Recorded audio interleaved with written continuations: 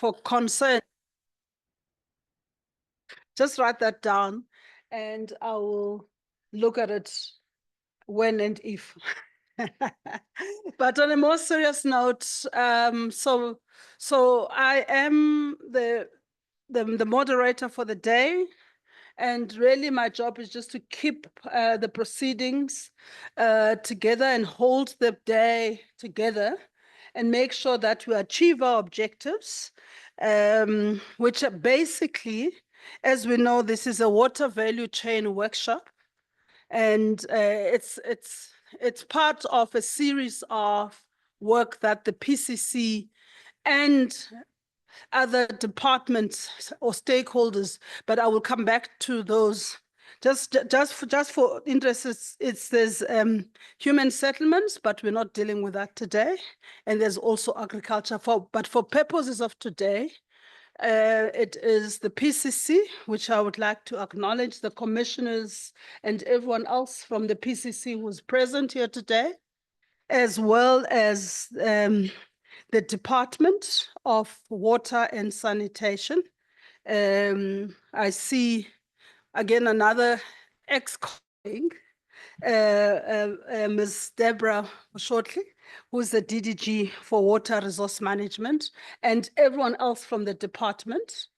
And then everyone else who is in attendance in the order of importance. If I miss out anybody who is very, very important, please, you know what to do. There's a piece of paper, you say, please, my name is Pam Yako. I am an important person. You did not acknowledge me.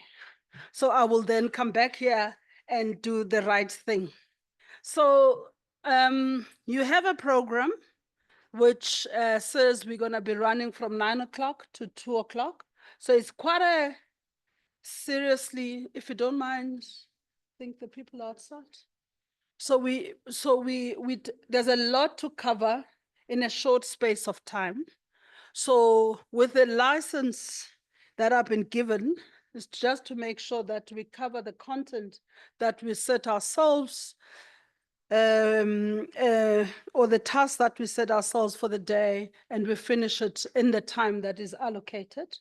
And that would require at times that the facilitators for the various group or the speakers at various times that I say to them, time up, right? I do that in their interest and in our collective interest. No harm intended. So just to make sure that we finish at 2 o'clock and we can do other things, including implementation of the work that we need to do. So at a high level, we need to, when we leave here, have a sense of what already is being done. So some of the work that is being done, and different speakers would be covering that input. And then what needs to be in place to accelerate climate adaptation within the water value chain. And then lastly, agree on transformative climate resilient development pathway. And that will be where we will end at the end of the day. But just to say that the program, I will, in the interest of time, I will keep it because we're already 5 minutes over the next presentation. So the program is taken as read, except for one change, which I will announce of a speaker at the right time when I call up that speaker, which is just one speaker. So without further ado, I'm going to ask Ms. Deborah Muchotli from the department to deliver a keynote perspective on water and climate change. This is the point where we give a round of applause.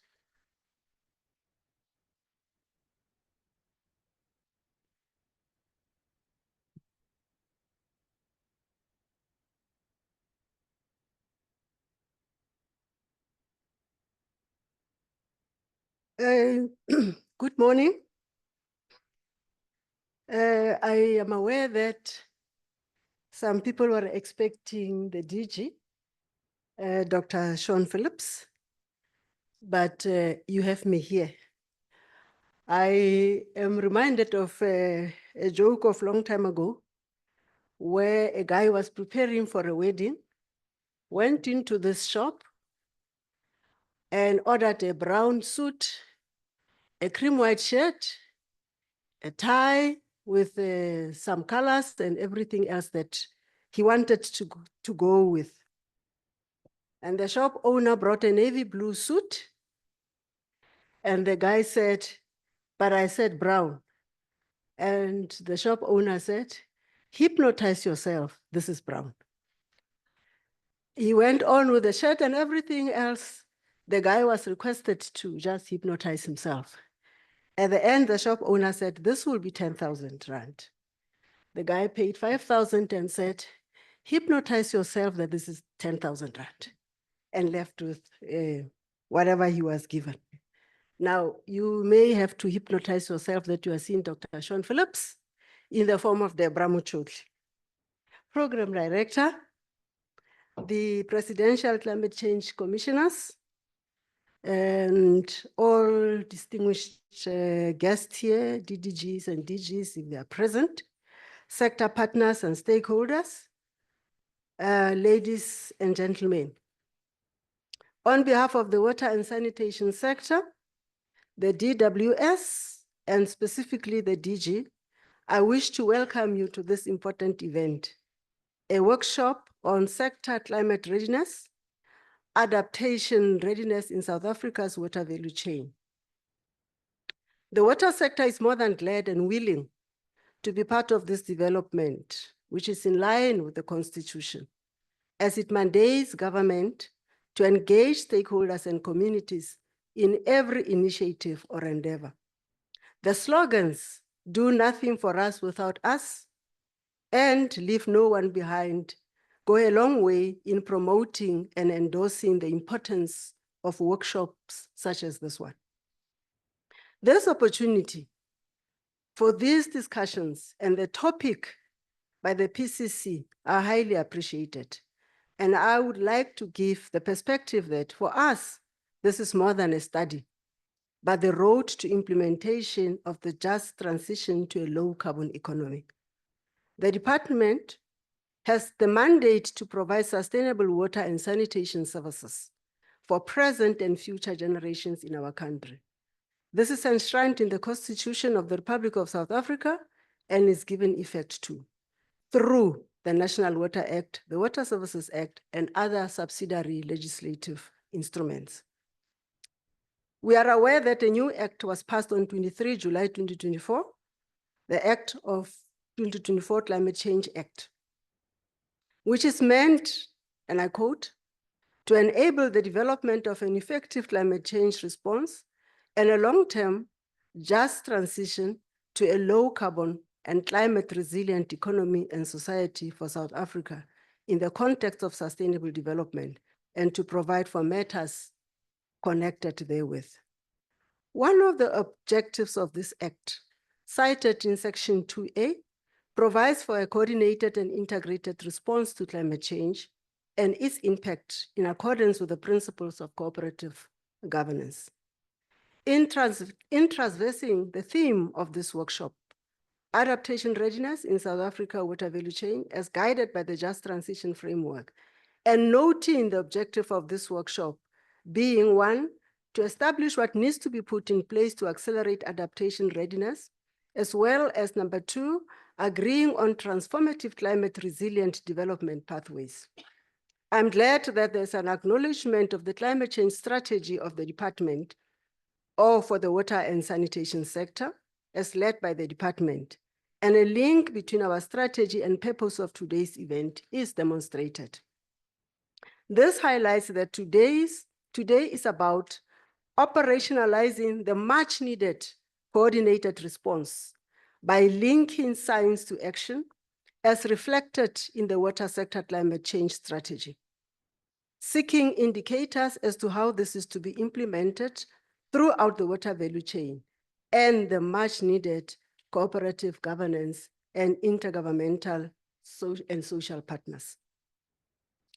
To show how practical we are with these matters, we included the various actions of the climate change program in the midterm strategic framework, the MTSF of the department. These are being positioned for adoption in other water sector players' business plans. This workshop is definitely poised to assist in raising awareness to this and to fast track this process. Time is now.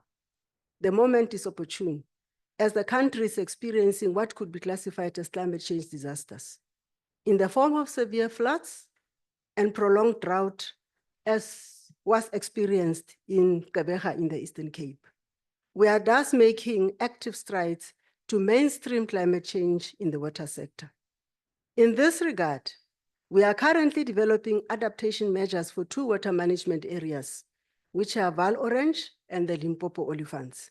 These adaptation measures that are being developed are based on the climate change risk and vulnerability assessments that were undertaken for these same water management areas in the previous annual performance plans, the APPs. We are also working with other sectors like agriculture, for instance, in improving water use efficiency as part of adaptation and building resilience. Similarly, the climate change adaptation measures must be mainstreamed into Water Services Authority's business plans. As part of the mainstreaming of climate change adaptation measures in 2024, capacity building on risk and vulnerability assessments were done by the Department for the Catchment Management Agencies, the CMAs, and the Water Services Authorities, as usually the municipalities, sector departments, and the non-governmental organizations. The department's obligations towards responding to climate change within the water sanitation sector are outlined in the Water and Sanitation Sector Policy on Climate Change, which is mandated by national policies and regional and international policy frameworks, of which South Africa is signatory to. Appreciating the challenges posed by climate change, as in many other parts of the world, South Africa is experiencing increased frequency and intensity of extreme weather events that have devastating effects on lives, livelihoods, infrastructure, and local economies. The effects of these weather extremes include flooding, landslide, droughts, and heat waves, which exacerbate the challenges of the provision of appropriate, good water quality and sanitation services. Good quality water, rather. The accumulating body of evidence from science suggests that some of these events are attributable to climate change, like I've already indicated. This adds further layers of complexities to the already existing challenges of providing sustainable water resources and sanitation. As the custodian of water resources and responsible for ensuring current and future water security, the department is at the forefront of both understanding the risks posed by climate change and initiating the necessary adaptation and mitigation responses. Hence, our appreciation of this workshop. Engagements to arrive at the climate change response strategy for the water sanitation sector. The department went through a process of reviewing and updating its national climate change response strategy for the water and sanitation sector that was developed in 2014. A whole process was undertaken there. The outcomes of this were the updated strategy, which Minister still has to sign. High-level view of the content of the climate change response strategy for the water and sanitation sector. As you engage further in this meeting, you will note that, amongst other things, that the aim of this updated climate change strategy is to deal with the increasing climate change-related challenges to achieving the Sustainable Development Goals. In other words, dealing with what will hamper us from achieving the Sustainable Development Goals. And I'm deliberately not saying 6. The pillars of our strategy are, number 1, improved collaborative governance. 2, investment in climate resilient infrastructure. 3, research, information, and knowledge management. Water sector and sanitation management. And the last one, net zero carbon for water and sanitation. In response, we are also participating in various platforms of this disaster management. We are part of the National Disaster Management Center. We are also part of the JOCs whenever, at provincial level, whenever it is required for us to act. So we are there to strengthen our resilience to climate change. Many lessons are learned from these processes, and we are heightening the awareness and the need for robust disaster response. The strategy is aligned to the Climate Change Act as it seeks to ensure the readiness and responsiveness of the sector to climate change. The department is working with the Department of Environment, the DFFE, to develop targets for water and sanitation as required by Schedule 1 of the Climate Change Act on development of sectoral emission targets. Thus, for the department and the water sector's perspective, from the department's perspective, you will note that the climate change response strategy for the water and sanitation sector is aligned and is a critical leg of the National Water Resource Strategy. Realizing this importance, a chapter has been dedicated to climate change and the water sector in the National Water Resource Strategy number 3, or volume 3. These actions will be implemented and monitored through the National Water and Sanitation Master Plan. This master plan we review and we update on an annual basis. Madam Director, in conclusion, here today, we are to commit to coordination and integration on climate change for the water and sanitation sector. In this, let us start by appreciating the challenges posed by climate change to the water sector, take account and use the supportive legislative framework, reach out to all our stakeholders, identify all the relevant actions required in the water sector, and implement these with speed and urgency. Time is now. Thank you very much.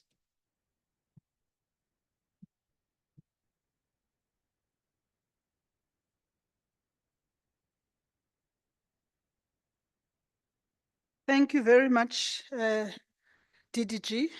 You see, seeing that you did break the ice with it starting with a joke, so I now feel enabled and empowered to do the same. Initially, I was a little bit tense because I was still reading the audience. This is not a morning of jokes, but I'm reminded as you were talking about the suit and hypnotizing yourself. So I come from the Eastern Cape, those of you that don't know. So, so this one speaker was addressing an audience in the Eastern Cape, and there was an interpreter. So they start by saying, this person is used to hearing people saying, ladies and gentlemen, right? So the speaker says, ladies, and then the interpreter says, ladies, and interprets to say, ladies and gentlemen. And then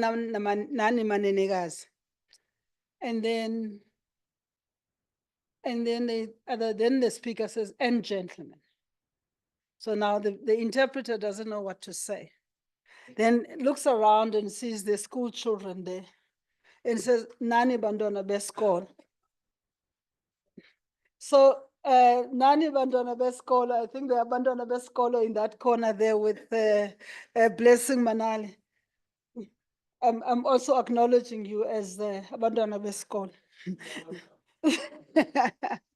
Okay, just logistically later on, but we'll make when you are supposed to say something.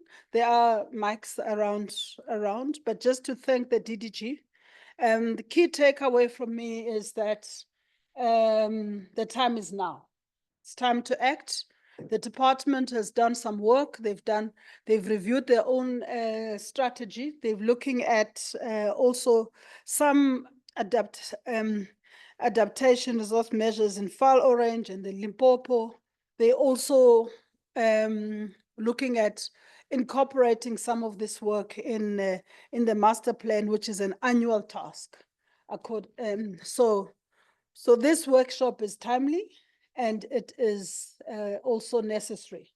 But the other takeaway from me, from what the DDG was saying, is that they can't do it alone. So they need our input, they need partnership, they need our involvement, and we do this with collective wisdom as we map our way in terms of ensuring that the water sector is also is not only ready, but start acting or take concrete action towards climate adaptation as we build towards resilience. So that's what I take away from the DDG.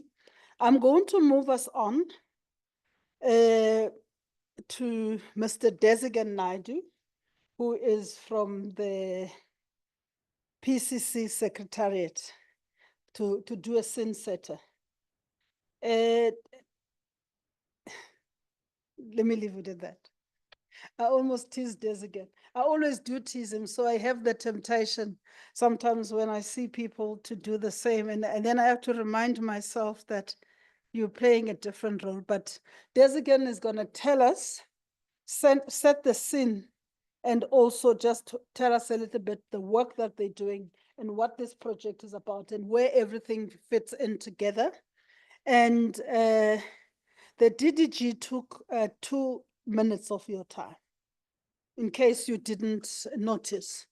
And I couldn't stop a DDG, you know, but you, I will stop. But without further ado, Desigan, 10 minutes, you have 10 minutes.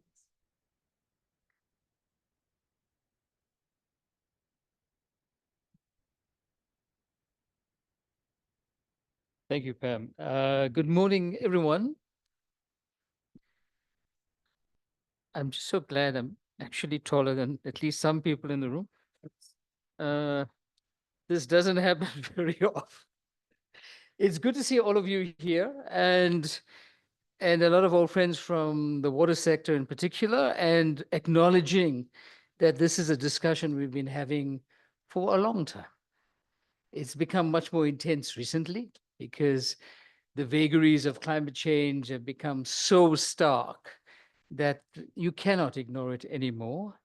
But for those who were toiling in the trenches back in Kader Asmal's days, this conversation had some intensity then as it is now, and we want to continue that momentum.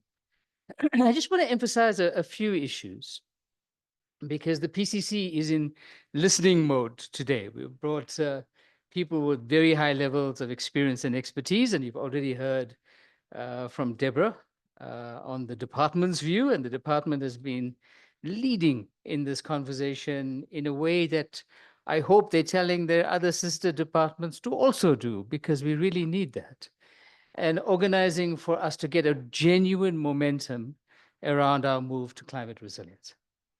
So the couple of things that I want to emphasize is the following. One is that our business really is to empower the suite of legislation that we have as rapidly as possible. Deborah talked about the Climate Change Act, and yes, that's the principal new one on the table. But the work that we're doing, we want to use it to accelerate it around the net zero pathway, as well as the high adaptation index pathway, with the implementation, the further implementation and embedding of the Water Act and its amendments, and the Water Services Act and its amendments. And these are really, really big deals in the South African environment, and for the folk who were at World Water Week a couple of months ago now, recognizing that this is a global challenge as well. And Deputy Minister Mashlobo was quite explicit about that observation when he addressed that forum. The second thing that I want to engage us on is that what the PCC is, it's a social compact, or a compact of social partners. So it's seeking not only to bring a convergence around what we're doing, but also expanding the team that will do the implementation. And this is really important. This is about getting all of the stakeholder groups on board, not away from their traditional roles, but also embracing the new roles of being part of the mechanics of organizing to get us into a more important space around implementation. And this is absolutely key. The next thing that the PCC wants to do is build the bridges. So you are aware that there's a bunch of work that's been done by the PCC. Harvesting, I should point out, a lot of the work that's been done individually in many places in the system, the department, the DBSA, the Water Research Commission, the Agricultural Research Commission, the folk at the CSIR, to organize, to bring all of this together in a synthesized, accessible, single narrative format so that we can engage very rapidly. And I think this is really, really important. We've also had the benefit in all of these conversations to bring along with us in the design phases the people we usually engage after we've worked out what we want to do, and then we have to beg them to give us the resources to do it. Well, it's a little bit different now. We are co-creating with the likes of National Treasury. We are co-creating with potential private sector players and investors. We are co-creating with the users and beneficiaries of water and water services. And this is really key around how we can organize to accelerate going forward. And of course, we want to be catalytic in what we're doing. And I think that's absolutely critical. It's no mistake that we've got sitting in the room some ex-DGs from water, because in the course of the conversation, we're going to talk about the things we did wrong. Well, you'll have the people right in the room that you can point to when you do this.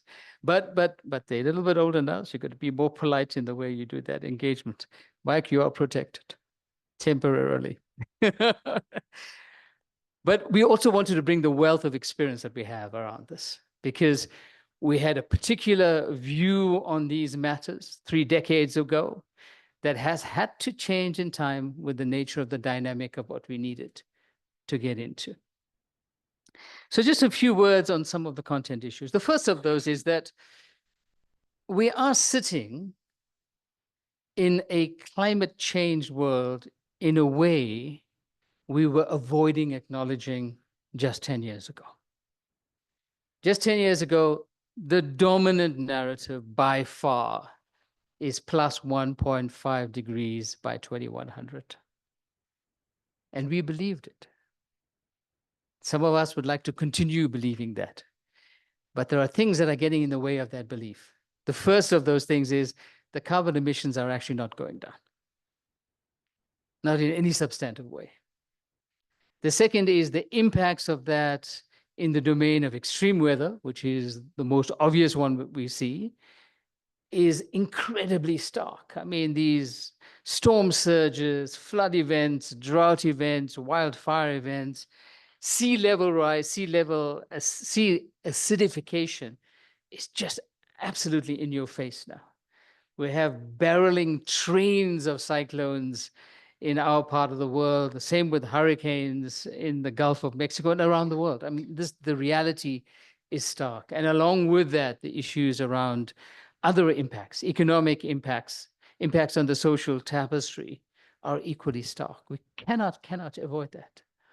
We're sitting in a space where the audited numbers for 2023 is that 2023 globally was plus 1.48 degrees over and above the pre-industrial levels already. There's a region in the world, the Caribbean, that exceeded that, was 1.64 degrees in those audited figures last year. You are living a heat wave daily where you are, and that's anywhere in this country. So the reality of the impact is there, and it's stark. But we also need to look at this thing in a different way. I mean, the thing that the PCC had put on the table, which now belongs to everybody, the Just Transition Framework, is saying that the manner in which you tackle the issue of climate change in a sector like water, as it is with all the other sectors, is to try and seek the opportunity to catalyze many of the other things we've been wanting to do forever. So converting this challenge into the opportunity for acceleration to a more equal world, a more equal country, to organizing to deal directly with the issues of unemployment, to organize to deal with the inequalities in our system are all very real. And climate inequality is something that we have to peg, and we have to peg strongly. It is as prevalent in the water sector as it is anywhere else. And we must organize in the water sector in particular, and this is really hard to do. I mean, one of the first conversations I had with Sean Phillips was immediately after the eThekwini floods. And a couple of folk in the room were also in that conversation. And talking about trying to avoid the two-step procedure. The procedure generally is first get over the emergency, and then let's see what we can do about making it better and more resilient. And we have to work really hard and find innovative ways of organizing for that to become a one-step process as opposed to a two-step process. Don't worry, Chair, I will stick to my time, and I see I have a minute and a bit left. So in the course of the discussion today, we're going to explore a wide variety of issues, all of which are germane to the paper that's going to come out. And that paper will be on its way to government to use as a tool to accelerate the progress inside the sector. This is about the response strategy that is in its final legs of the next version. It's about engaging the National Water Resources Strategy in a robust way, as it is with the master plan. And we have to engage the issues around, one, the expansion of the notion of what constitutes a water team. And the initiatives that have come out from the DWS, together with support from National Treasury and other institutions, like having a water partnerships office in the DBSA, is one of those tools around a very concrete way to bring a public-private participation formula inside the system. It is about more than investment. It is about putting together the capacities we have to get over the line. We also have to engage this issue of investment. And from multiple angles. The classical angle of the cost benefit of an investment is real, it's tangible, but the whole issue of engaging opportunity cost if you do not make the investments that you need now is also absolutely critical. So the investment formula is something that is really strong. And folk at the National Treasury have been working hard on this, around reorganizing the thinking, around what infrastructure means and what the new grant formulas are and what the flow of funds regimes need to be in order to empower a more climate resilient economy and one that genuinely has the opportunity to get to a low carbon status sooner than 2050, hopefully. We also have to engage the issue of water governance. I mean, Deborah mentioned the 2 CMAs that are already engaging in an adaptation strategy, and this is really good news. Because not only is it organizing for a region-by-region basis on which to engage this, not only is it embedding the concept of climate resilient development pathways, it is organizing for the governance to organize itself concurrently around being empowered in that way, along the lines of the philosophy of the Water Act, of the subsidiarity, and that is really fantastic.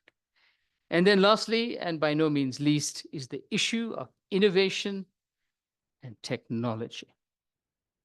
We continue to try and solve the 21st century problems with 20th century technology and 19th century operating rules. We have to turn that on its head. So, colleagues, we are really looking forward to this discussion. There's a bunch of research work that's been done by our consulting team already. There are many other papers inside the system contributing to that, including the NPC, PCC, DBSA, SA Tide paper that National Treasury has helped us to get together. And we want to use all of that to empower our national department and all of the water players throughout the spectrum to be able to get to where we want to be. And that is a climate resilient water sector that empowers the development of this country. Thank you, ma'am.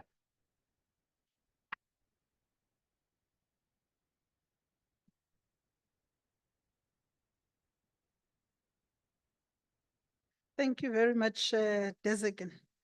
You know, one of the things I do is to observe when people speak. Oh, yes.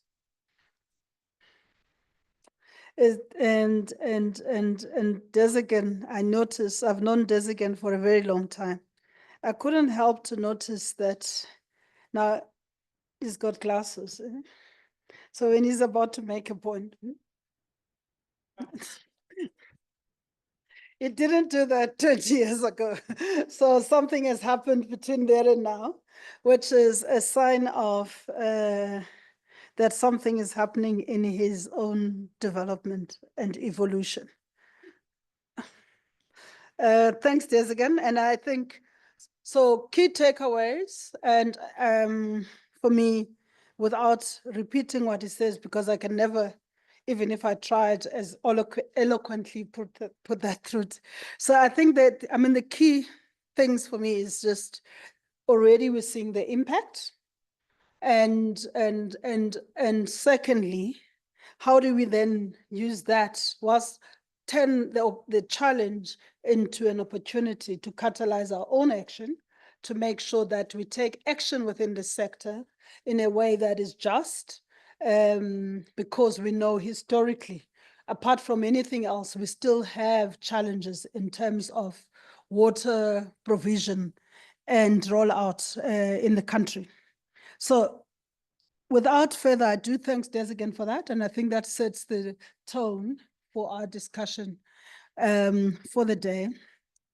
I'm now going to move us to, the only thing you need to focus on is the what, not the time. Okay, the time is, you've got a guide in front of you in terms of the program, but I'm holding the space. But what I do know, we're aiming for 2 o'clock. You know, if you're on an aircraft, they say, we're running a little bit late, but we will make it on time. So at that point, you worry, what is the pilot going to do on the way? Are they going to put fly this thing above the speed limit, or are they flying up, or are they flying but whatever it is, we can rest assured that we will cover everything that's on the program in the time that is allocated, and we'll give you an opportunity to partake. And I'm assuming that everyone else still, even the colleagues online, are still with us. So we're now going to move to water governance for climate resilience. In both the inputs that we've had, they started to talk about issues around governance. Okay. There was in reference to the kind of institutions that we need. We already started to talk about the legislation, the strategies, and the plans that we have in place. But if I were to add one thing for me, which also is very important, when we talk about governance, it's the leadership, which determines oftentimes the how you do the governance, right? The speed at which things move. With the right leadership and the right orientation, we are able to then deal with issues of governance in the right way.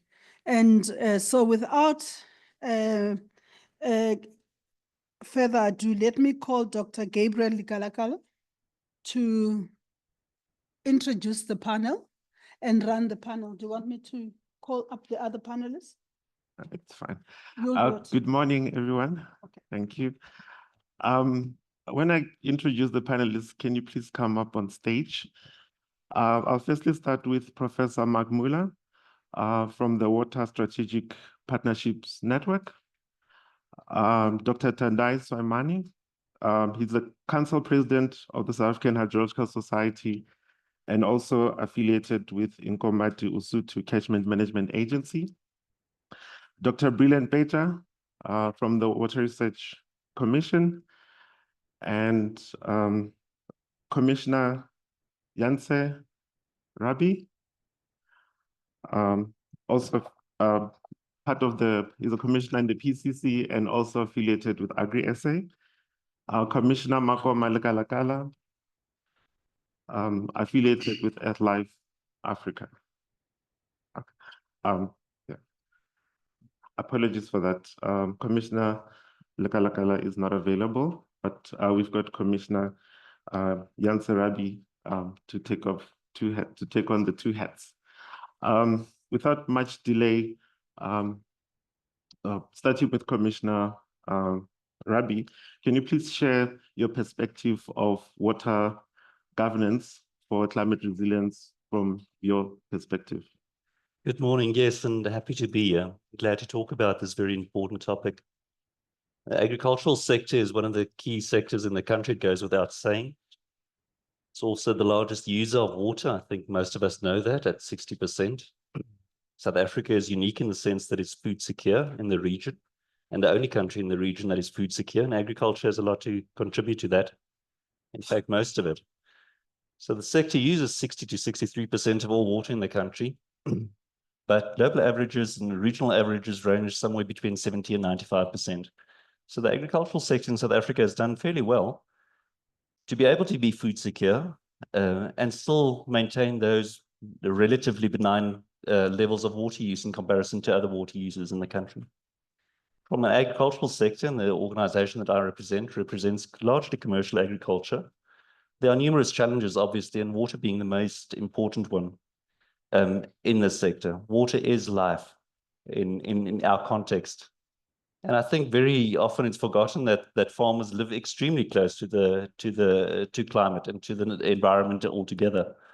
And there's very often very little that I get to tell farmers about what climate change effects would be and the projected consequences if climate change plays out the way it does.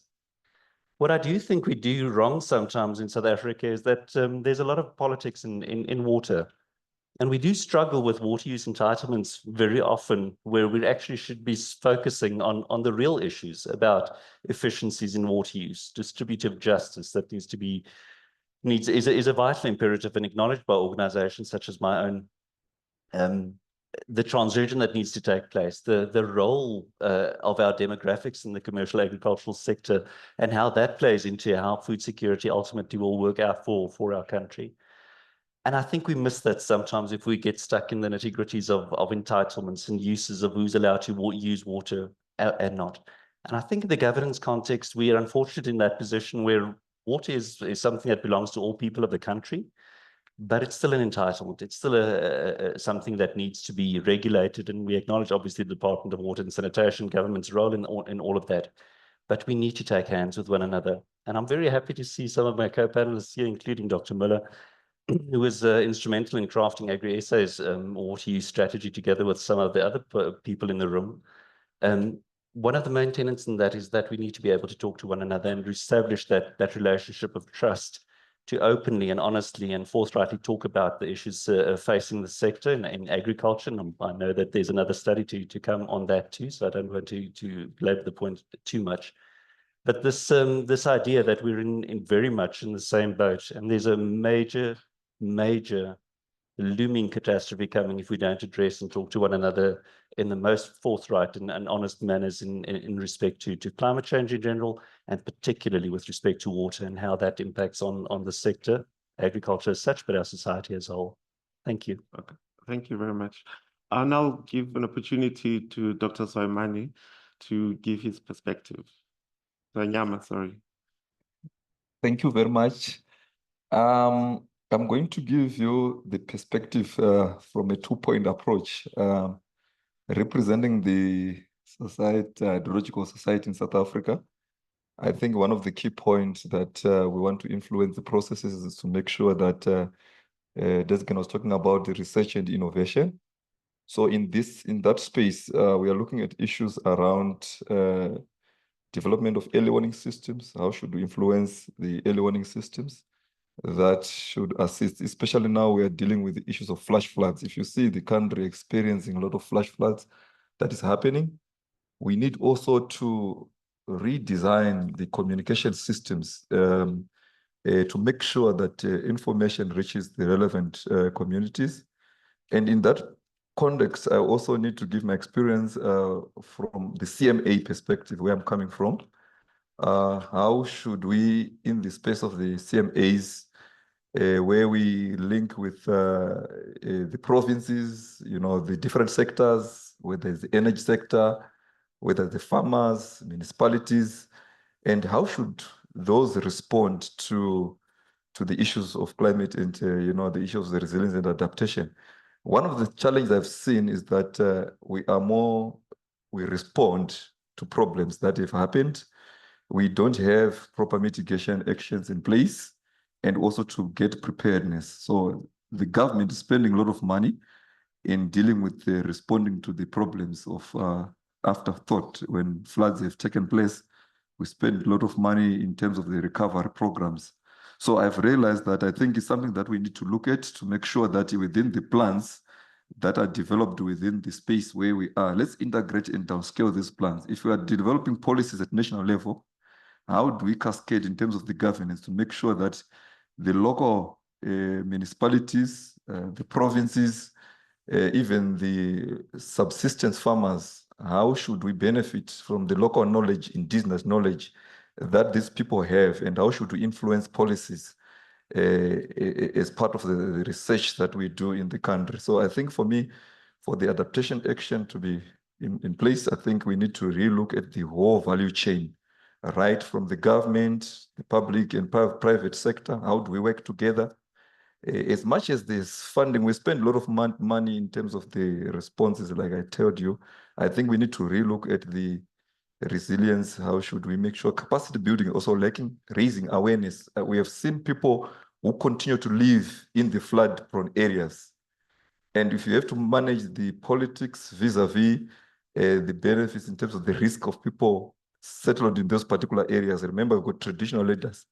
How do we make sure that the traditional authorities, they are aware of the risks of dealing with the issues of flooding in those particular areas, and make sure people are not resettled in those particular areas? So it becomes a balance of all those things. So I think from my perspective, these are some of the issues that we really need to look at, especially from the local level. Yeah, thanks. Okay, thank you for that. I'll pass it on to Dr. Baker. Thank you. Thank you very much. In the past decade to 15 years, in terms of water governance, we have done very well coordinating it from the national front, particularly with leadership from environmental affairs, leading the fact that different sectors and subsectors should develop the adaptation strategy or climate change response strategy. But with the increase in extreme events that we have seen, it's more important now to give a bigger focus on the impact areas, particularly when you look at those areas where climate change is felt most. And the Climate Change Act already give guidance on that in terms of establishing provincial and municipal climate change fora. The importance of that, if you look from the municipal scale, community scale upwards, you empower them from the beginning without prescribing to them what we may think is fit to cater for their adaptation and resilience, without giving them enough consideration. More so, and important is that they have been exposed to these extremes and have built among themselves ways of building resilience and adaptation. The fact is that if they are involved as partners from the beginning, there's a bigger opportunity to sustain whatever interventions that would be proposed for the societies to adapt better. Okay, thank you very much. Professor Muller, would you like to share your perspective? Okay, thanks. I'm going to take advantage and say, let's look a little historically, because water is a long-term business. You know, I see the department is currently running its reconciliation strategies to 2050. You know, that's about right. If we're not looking 30 years ahead, we're not doing the job properly. And I think we need to celebrate the fact that at national level, sometimes by the skin of its teeth, the functions of looking forward are surviving. I'm very relieved about that. But it worries me then because I'm hearing stuff talked about here, which quite frankly sounds like WhatsApp science to me. If we've heard about it yesterday or the day before, the week before, then it's for real. So let me just give you some perspective about how long climate change has been on the water agenda and you know, how it's been responded to. Perhaps remembering that in the just post or just before and then slightly after the 94 elections, there were a couple of droughts which were very serious and focused people on water, which was great. That's what you want as a practitioner. You want the politicians to worry about water, and they were certainly worried. Kada Asmal was so worried about an El Nino drought that he went around the Eastern Cape warning people that they must prepare for this terrible catastrophe. And in the end, we had to mobilize communications to say, it's okay, El Nino isn't some dragon coming out of the sky to eat you. And the drought actually didn't happen. It was a particularly interesting El Nino. But we all thought about water, and that was important. One of the outcomes of that process of worrying about water was the National Water Act. And I have to say that the National Water Act is still being talked about internationally as having done the right thing. Rather than, Jansi, rather than giving farmers permanent rights to water, it said you will have a temporary authorization to use the public resource, but that authorization might change, subject to, and of course, everyone worried about the social reasons to be redistributive. But actually, it also covered the environmental reasons. Should there be a change in climate, there would be a change in water allocation. And if you look at the trouble that's happening in a place like the USA, where allocations are permanent, and once you've got them, they're yours, and no one wants to give up any water, you think, hell, you know, we were clever. We avoided those mistakes, and we avoided them because we talked to people from the different countries, and quite a lot of them said, don't make the same mistakes we did. Learn from our mistakes and your own successes. Now, so the National Water Act already sets the framework for an adaptive response, and I'm talking at the water resource level, the big water that we need to think about 30 years ahead if we're going to be sure of it. And that is kind of in place. But we also have to remember that climate change is actually a very slow phenomenon. 25 years ago, we asked some people to come and tell us about the considerations of climate change for the Lesotho Highlands water projects. And it took us about 20 minutes to debrief the best experts that were in the country. And we said, thanks, you can't tell us anything useful. We'll now take the decision to go to Lesotho Highlands 1B and eventually to phase 2, because we had to think about it. And quite frankly, the climate experts couldn't tell us anything about it. So it was being thought about and addressed very actively back in those times. But the variability is huge. And I'm worried that I'm still hearing people saying the eThekwini flood was a climate change flood. Nonsense, it was a normal big storm. That Nelson Mandela's Bay drought was an exceptional drought. Nonsense, it had been predicted 20 years before. And even Cape Town, I must look carefully at who's in the room, I'm still having the technical argument as whether the Cape Town drought was really as bad as they've finally been able to dredge out some stats to show it was, 1 in 350 or whatever it is. I think it's probably more like a 1 in 100 that you should plan for. So I'm worried that we talk about climate change as being the dominant problem when we should be worried about doing the right thing at the right time. And too much emphasis is being placed on climate change instead of placing the emphasis, you'll be pleased to hear, on hydrology and understanding the resource and trying to plan for the resource, because the variability in the resource is so great that the climate change is almost unnoticeable when you start looking at the long records. So I think we need to, as a governance issue, cut this nonsense of saying everything must now be driven by climate change. Rather, the climate experts, who I respect greatly, must help to inform us and guide what we do. But I'm very worried about the political level because all the money, all the resources, all the political attention is going to climate, and that's damaging the better performance of the day-to-day water resource management. And since I've overshot my time, I'm sure we need to talk also about what local government does and doesn't do and how that is distorted. I mean, I see the amount of resource that's put into nonsense publications at local government level, and it worries me that we are diverting people from things like in eThekwini, doing stormwater drainage planning in the growing informal settlements around the city, which have been an obvious disaster waiting to happen. And when it happens, we don't say we failed to provide drainage infrastructure. We say, oh, we failed because it was climate change extremes. Nonsense. It was a failure of governance at local level. And we hide that failure behind climate change. So climate change has become a political excuse for failing to do the right thing. And this group, and PCC in particular, should be very careful not to allow that to happen because it is currently happening. I have to say that that is not necessarily the SWPN view, but SWPN is a very wide platform, and I was invited, I think, as an academic. So I don't represent the full view of that very wide platform, but I think it's a very important issue.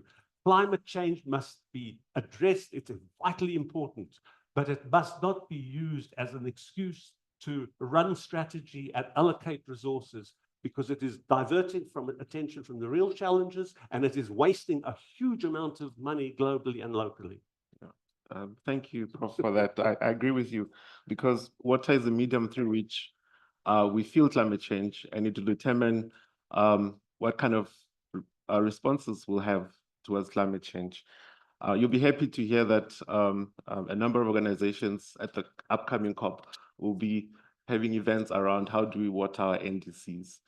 Before I open up the conversation to the floor, since I would like to offer the department an opportunity to give us a perspective from the transboundary water management areas, just to share a few thoughts with us, then we'll open up for discussion. Diane. Thanks, Chair. I hope I can just take your chair. Thanks, Chair, and thanks for the question. I'll just be brief on this aspect. Introduce myself. I'm Diane Jawajin. I'm at the Department of Water and Sanitation and the transboundary, rather the shared water process directorate, so for transboundary management. The department, we start with the department that also gets the Commission's how to operate and some of the challenges. So the department, in terms of international water cooperation, Chapter 10 of the National Water Act, and it means that you actually establish bodies, sign agreements on social cooperation. As a result of that, we are guided by the revised protocol on shared water courses. That was SADC 1, that was signed in 2001, as well as the 1997 Convention on non-use of non-operational uses of international water courses. So in that respect, we have commissions. Now, these commissions obviously are intergovernmental, at international level, intergovernmental organizations that actually meant to deliver cases themselves. They have a secretariat and a particular team that actually manage the water resources of the Orange River systems, the Boko River systems.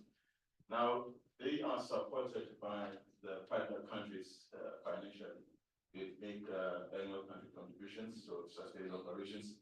However, the money was not enough to do that, so the normally also have to leverage resources to undertake projects such as water monitoring, issues around water quality, and address issues of climate change, which is, of course, a big issue when it comes to transboundary water cooperation.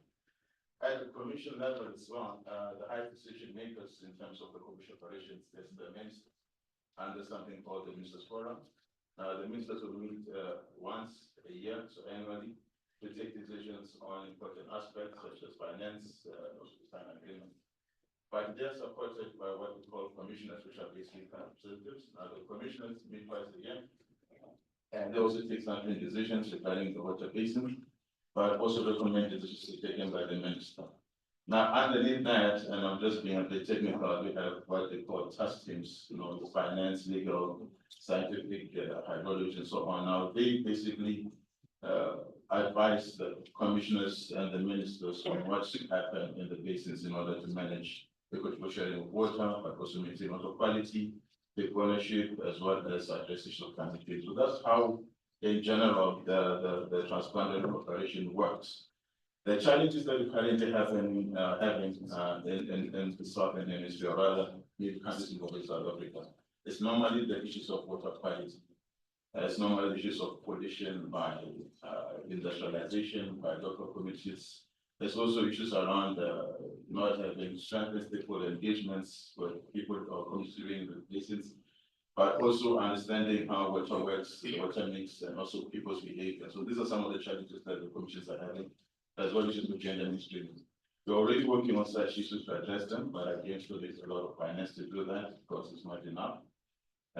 And sometimes we find that some of the partner countries do not contribute as they should into the operations of commissions. So these are some of the challenges that we are having. But climate change, of course, is a major factor for us as it affects a lot of things, including issues of water quality. But lastly, there is some work that's been done in terms of trying to increase beneficiation from the transboundary basins. So projects around aquaculture, trying to help with issues addressing energy security through hydroelectricity, as well as trying to strengthen food security. So the wet nexus is a big aspect for the transboundary basins in terms of, providing those water, food, energy security experts. So that's in brief how we are operating as a department. Likely for us, we do not have any conflicts with the partner states or member states, but there are countries in the continent that are already having conflicts with regards to water sharing due to governance issues, as well as water sharing issues. Thank you, Chair. Thank you. I just wanted to bring another dimension of that. This water governance is not just happening within our borders, but also across the region. So in that, I would like to open the floor for any questions, comments. And also we have participants online. We'll give them an opportunity to give their inputs. So if you have any comments, questions, or inputs, please feel free to share. I'll start with my question while others are still, okay, go for it. Kindly introduce yourself, the organization you're with.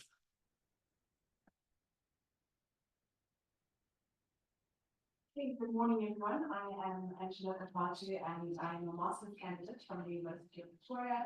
And my research focuses on the water agreements that govern the region. So I was really happy to hear that you speak, because I think you should be a participant in my knowledge. But I would just like to make a comment on Professor Maida's comments on hydrology and how we should focus on hydrology. I don't think it should be either or. I do think all the stakeholders should be, I don't know what's the word, we should all be coordinating, because we can't focus on hydrology and then, ignore the political factors and the people that should be affected by this. But I have a question for the panelists on water governance in the region particularly, because it's great to hear that South Africa has all these agreements and strategies and acts. And how much of these acts take into consideration that South Africa shares a number of rivers with other countries? And what I'm finding in my research is that these agreements do not take into consideration climate adaptation. So that's my question. Thank you.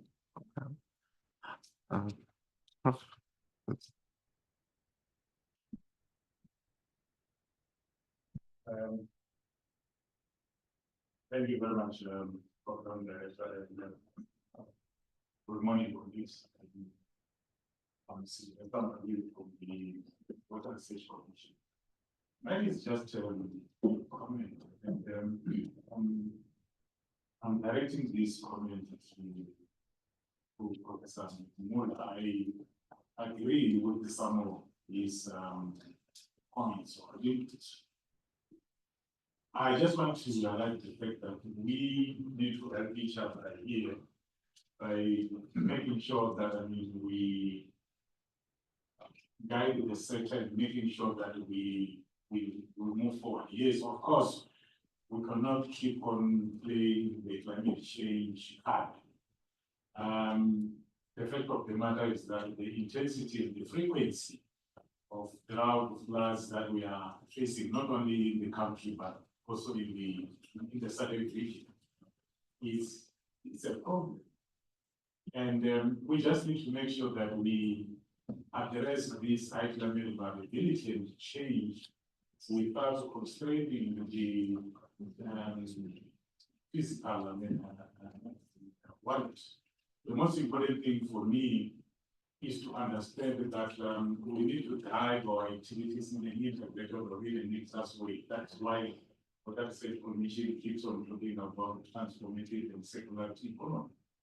Because if we don't change the way we doing business, in fact, we're going to miss the bus. Over and above that, we've got the responsibility to make sure that we send out consistent messages across all climate sensitive sectors. And as experts, we just need to make sure that our arguments are based on data that we've generated and also the information that we have gathered as knowledge generation organization. Thank you very much. Okay. Thank you. Are there any other questions? If not, I'll give an opportunity to the department to respond to the question around how the policy frameworks take into account regional frameworks and how those two interact. Is it correct? Yeah. You can pass it on to your boss if. I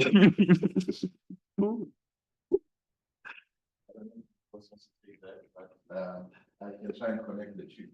So yes, and thanks for the question. With respect to the international formats, when the SADC right protocol, market protocol, and effectively for commissions such as Water Protocol, that's when the cooperation sort of started or was established.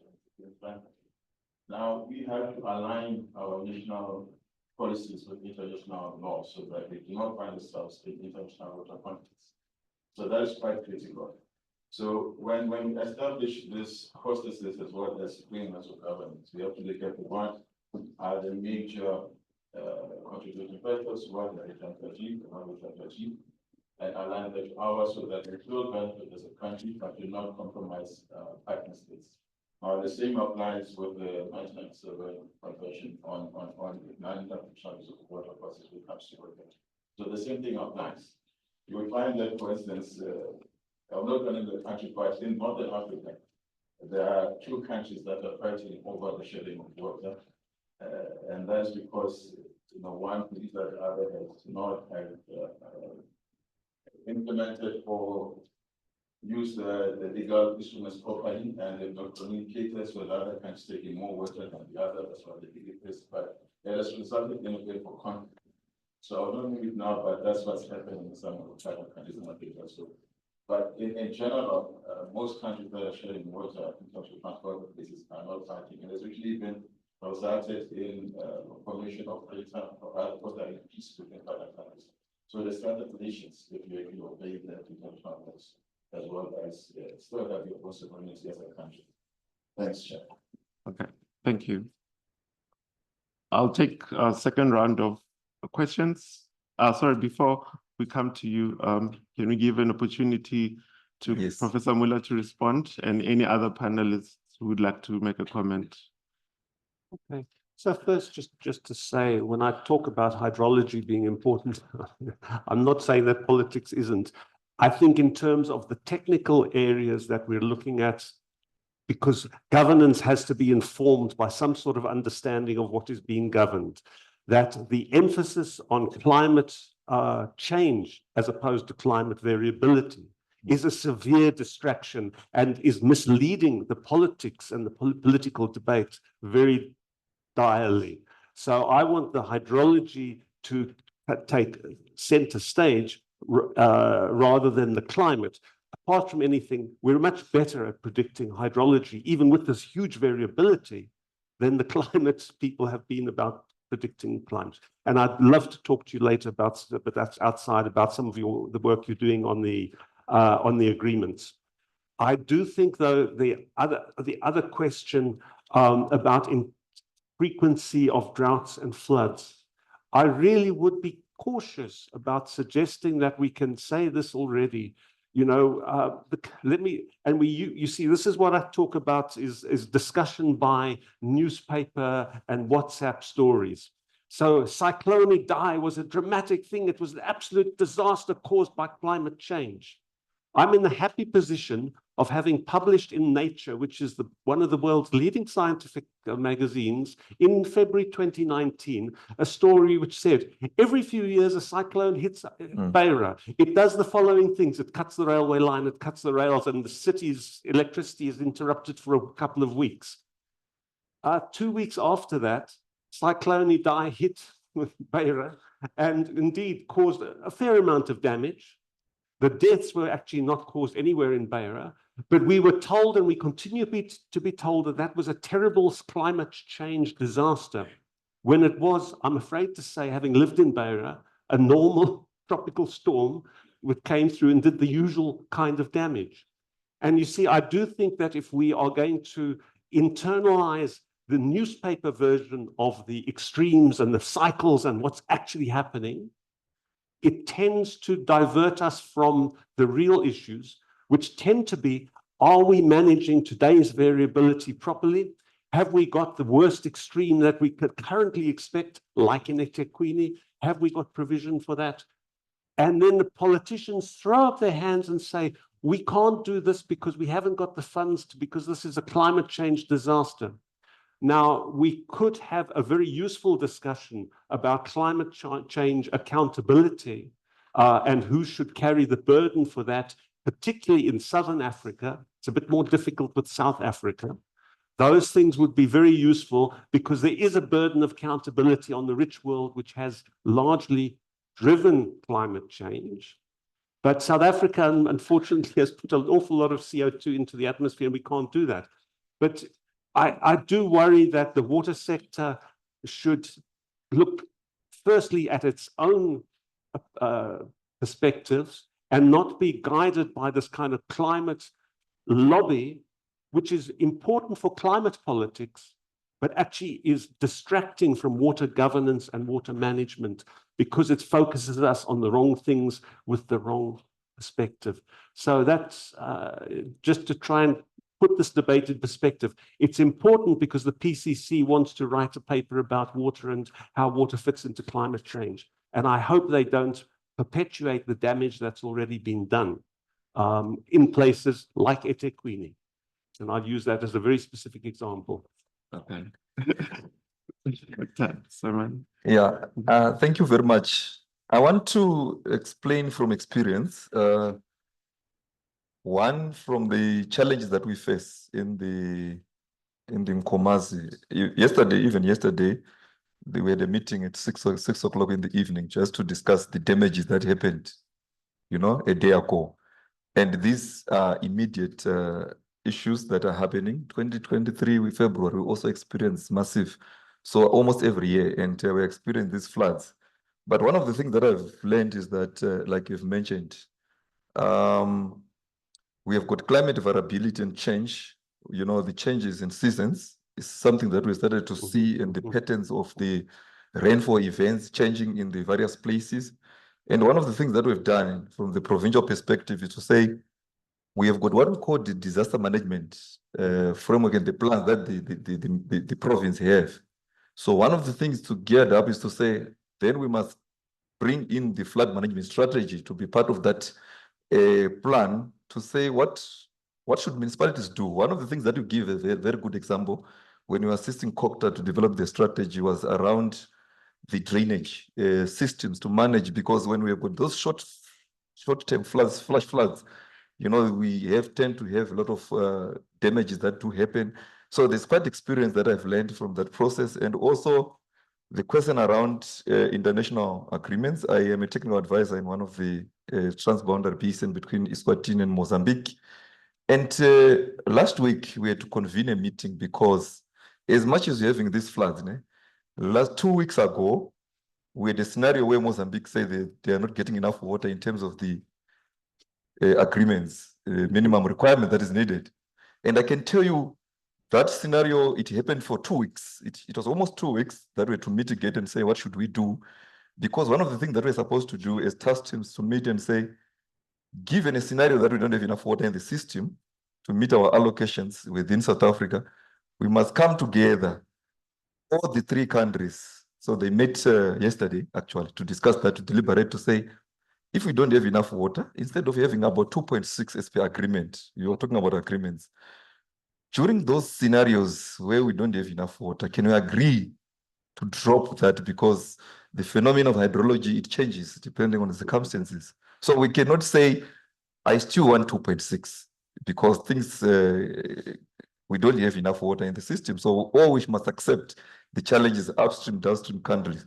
So we have got those platforms where the different countries, they come together, deliberate those issues. So we have got those engagements, and these agreements allow us to make those engagements between the different countries so that we are able to, we don't have conflicts regarding those matters. And one of the things they always also raise issue between us and other countries is about our dams. Remember, sometimes our dams are not flood control dams. They are meant for allocations. So we argue between the countries to say, you have got too much water in your dams. When it rains, you are going to cause floods to us. And then as South Africa, we are saying, we need this water. In case of drought, we need to store water to make sure we have got allocations for 2-3 years. So we have got those serious engagements that we normally have between government and government. So these are the challenges that we face, and they are real challenges. And if you look at them, it's embedded. I think one of the things that I can advocate from my perspective, from planning perspective, is to say, when we do climate change, let it part of the scenario of our land use change, other different options that we bring together, and we bring in climate variability and change as part of the component. You'll be surprised with the results. Depending on the area where you are dealing with the issue, in another area, you might realize climate change impact is more, but in another area, if you go, it's minimal, but your land use impacts, they are huge. So I think from that perspective, I would like to share those experiences and say how we should deal with these issues moving forward. Okay, thank you. I'd like to give Desiree an opportunity to ask this question while his glasses are on. Thank you, Chair. I did promise that we were here to listen, but I think that Mike's put a challenge on the table, pretty critical for this discussion. One, the science has declared itself on the consensus. Climate change is real. We're not talking about climate variability. We're really explicit about it. And this has been backed up by the assessment reports, and after assessment report have been particularly piercing around this. Two, we're not setting up a competition between climate investment and water. Far from it. We are saying that climate, which is now accepted as a threat multiplier, is the reason why you need to have high investments in water. Because water is one of the first victims of climate change. So the driver is in a different algorithm. And they're not just positioned as solar. And I think it's a dangerous notion to promote. Because I don't know of any example where climate change is actually stealing resources away from water, either directly or indirectly. So I think we really need to be explicit about it. The third thing is the issue of attribution. Attribution is difficult. It's one of the big debates currently in the loss and damage negotiations, and it's going to continue in Baku in a couple of weeks from now. But there are a couple of things that you can't ignore. One of those things that you can't ignore is that although each of those individual events in eThekwini has been described as a consequence of a cutoff load, you can't ignore the fact that the energy in the atmosphere is such that organizes for a different level of intensity. You cannot ignore the fact that the surface temperature has organized itself for Madagascar to no longer be a barrier for Indian Ocean cyclones. They come around and they go down into the channel, and we've had trains of them. You cannot ignore the fact that Freddie actually re-energized by going back into the ocean, as Storm Daniel did in the Mediterranean. I mean, it's a really important phenomenon. So I think that, you know, we should evangelize. We should continuously test the assumption. But I think the overall algorithm has to be quite explicit. And that algorithm is that there is a phenomenon called climate change. Climate change is making it more difficult for water resource management to happen in a sustainable way. And we have to use that as the motivation to get the right kinds of investments in science to know better, investments in the different solution platforms to implement, and actually physical investments to make sure that we're able to deliver the services that we need. And I'm very happy to come back to respond to that. Thank you. Thank you. Before we get to that, are there any questions from online? Okay. So I will give that, Mike, I'll give you 1 minute to respond. Okay. And then we need to shift the focus. Yeah, let's talk about what we're supposed to be talking about. Listen, no one's saying there's no climate change, Desik, and don't mislead, hey? 20 years or 25 years ago at UNESCO, with the heads of the global hydrological people sat together and said, should we treat climate change as one of the top 20% of priority areas? And there was a huge fight because it was agreed that the change was sufficiently gradual and sufficiently small in relation to the big variability issues that we couldn't technically justify saying that climate change is a hydrological priority. I was not on the other side. I said, you can't stop. You've got to put it up in the top 20 because it's important politically to keep the focus there. If we don't talk about it, we're actually doing ourselves a damage. But there was a real question about which was important, variability or change. Now, I think that continues to be the case. The politicians have got that climate change is a factor. They've got that climate change is a huge resource allocation issue. But what we need to ensure is that the allocation of resources and the prioritization reflects the current needs to address the current challenges.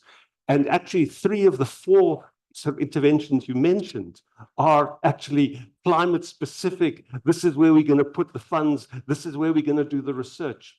And you know what? It's a misallocation of resources in relation to people who don't have drinking water, people who don't have reliable irrigation water, the conflict between Eswatini and Mozambique and South Africa. It's not being helped by that allocation of resources. And this group, thank you, if it's going to advise the PCC, needs to think quite carefully about those things so that you don't compound the problem. Thank you, Mike. Thank you. I think it's a good debate. We should create a platform for it as part of the PCC to help in education. Yeah. To the panel, as a parting shot, can you please share, as the department or as a sector, we're building climate resilience within the sector. How can we, from your perspective or from your area, what kind of tools or measures should be put in place for us to achieve good governance, looking at effectiveness, efficiency, trust that you've alluded to, and also engagement? I'll start with Commissioner. Yeah, I think maybe a little bit controversial and maybe a bit against the grain of what we've been speaking about now is I think that water governance in particular is a very difficult thing to achieve from a centralized position. It's very difficult to govern water, and especially the variabilities and the change from a national point of view. And I think the one thing that adds an enormous value for water governance in the agricultural sector is to localize it to the extent possible, and the mechanisms are in place. Catchment management agencies and water users associations, those are where the real crux of water management takes place, given the complexities, given the changes, given the real threats to our sector. Okay. As we run out of time, I'll ask Dr. Peja and apologize to the rest of the panelists. We ran out of time to give his perspective. It's also important to address the issue of inequities, especially when coming to access to water. Some historical inequities, when you bring down governance at the local level, you won't gain much traction and trust if you don't address those outstanding issues, especially affected by, you would find that in a certain catchment, there is a considerable amount of water which can address the issues of that particular catchment, but only to find that it's restricted to a few legally in a licensed way. So that affects the sparking of local economic development and expansion in those areas. So if we are able to address that, then those excluded will give you attention when you bring issues of governance, because they'll share the responsibility to build in a resilient water sector. Okay, thank you for that. And thank you to everyone. In closing of this session, I'd like to just give a comment to say, if we have good governance, this will greatly contribute towards the design of and implementation of the policies that the department have developed, and also bringing in the issue of bringing everybody on board with shared responsibilities across all levels of government. The Climate Change Act actually promotes, and also the work of the PCC, the working together from a nexus perspective, because the issue of climate change cannot be solved just at one lens. It needs to be looked at from a nexus approach, and also bringing in stakeholders from neighboring countries, as our colleagues from the department mentioned, that they're working with transboundary, and examples were given on some of the impacts of what we do in the country and how it affects the other shared boundaries, countries that we share water borders with. I would like to invite everyone, sorry, for tea and coffee, and apologies for taking up your tea time. I would like to request that we convene back here at 10:50, 10 minutes towards 11 o'clock. If everyone could be seated, you can bring in your tea and coffee and snacks and have them. Thank you.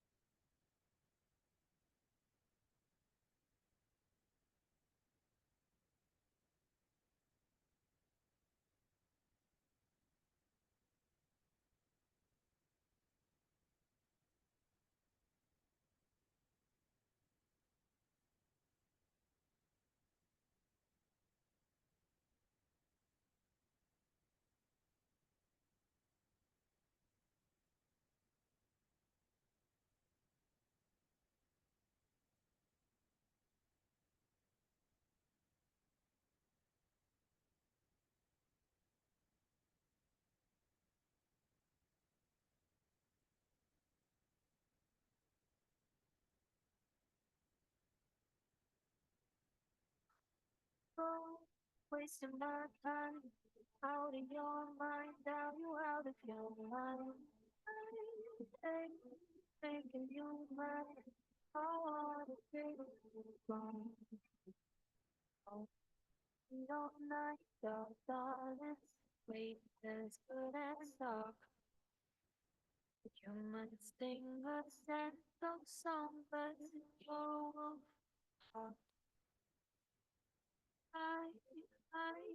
Lying on by sounds at the side, bye, go on and cry. I wanna see you gone.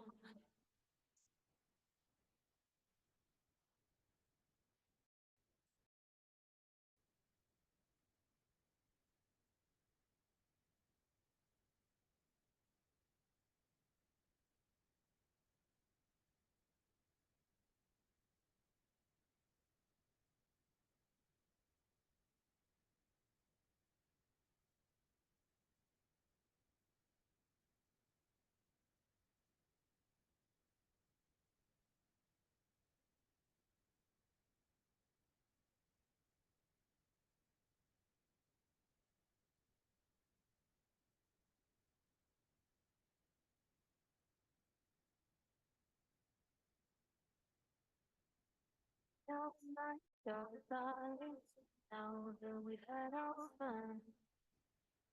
Don't think that I'm different, baby, know you ain't my only one. No, go wasting my time, out of your mind, are you out of your mind? I hate making you mine, I wanna see you gone.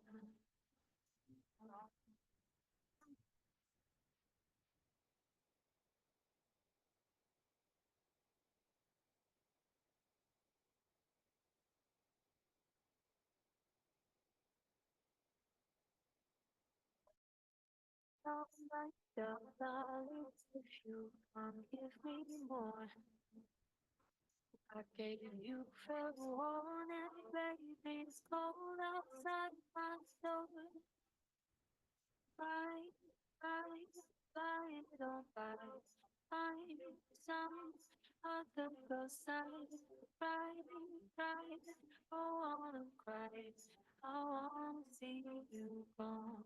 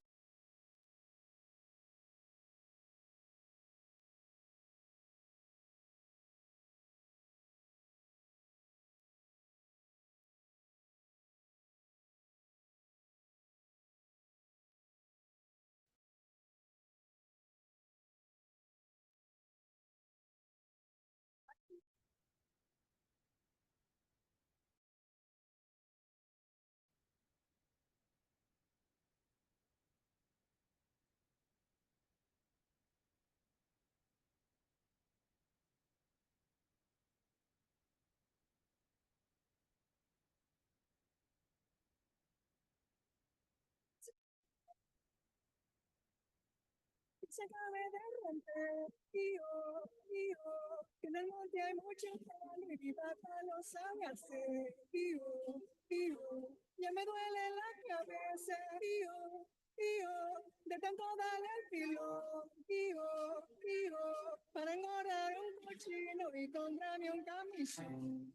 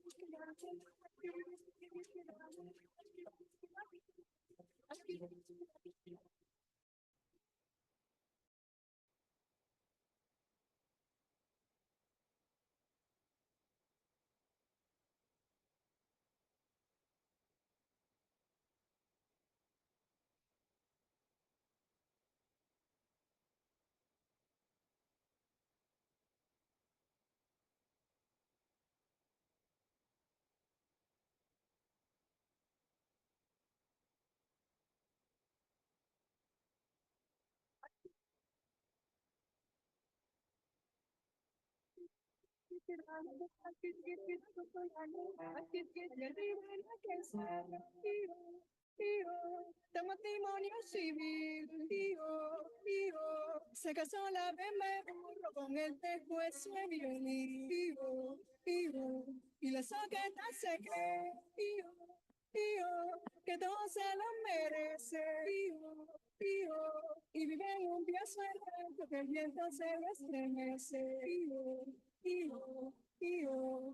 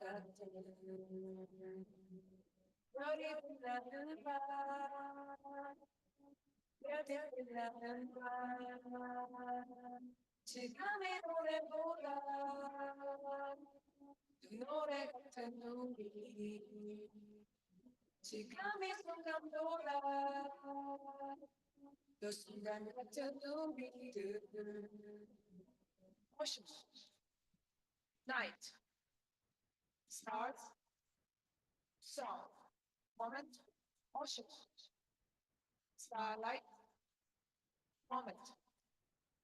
Now, us.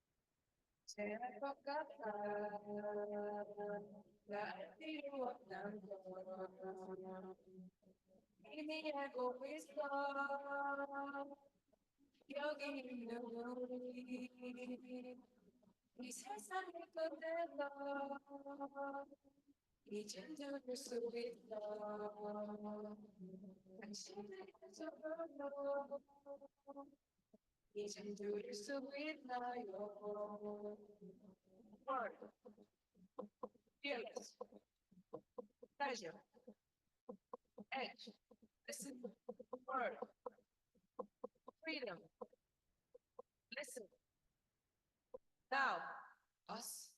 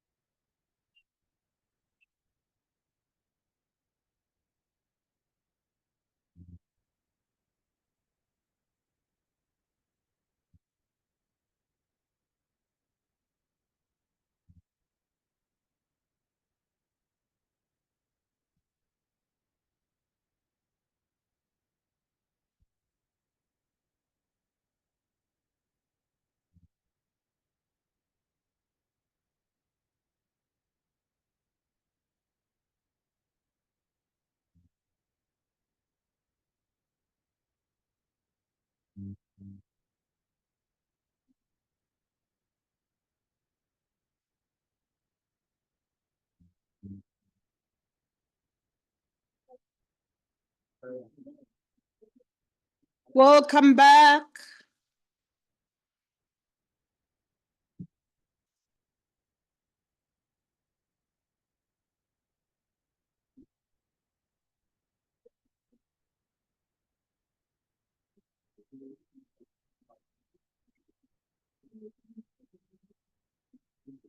So as we get to this part of the program, I just want to check my speakers, whether their presentation has been loaded. The DWS Climate Change Strategy presentation.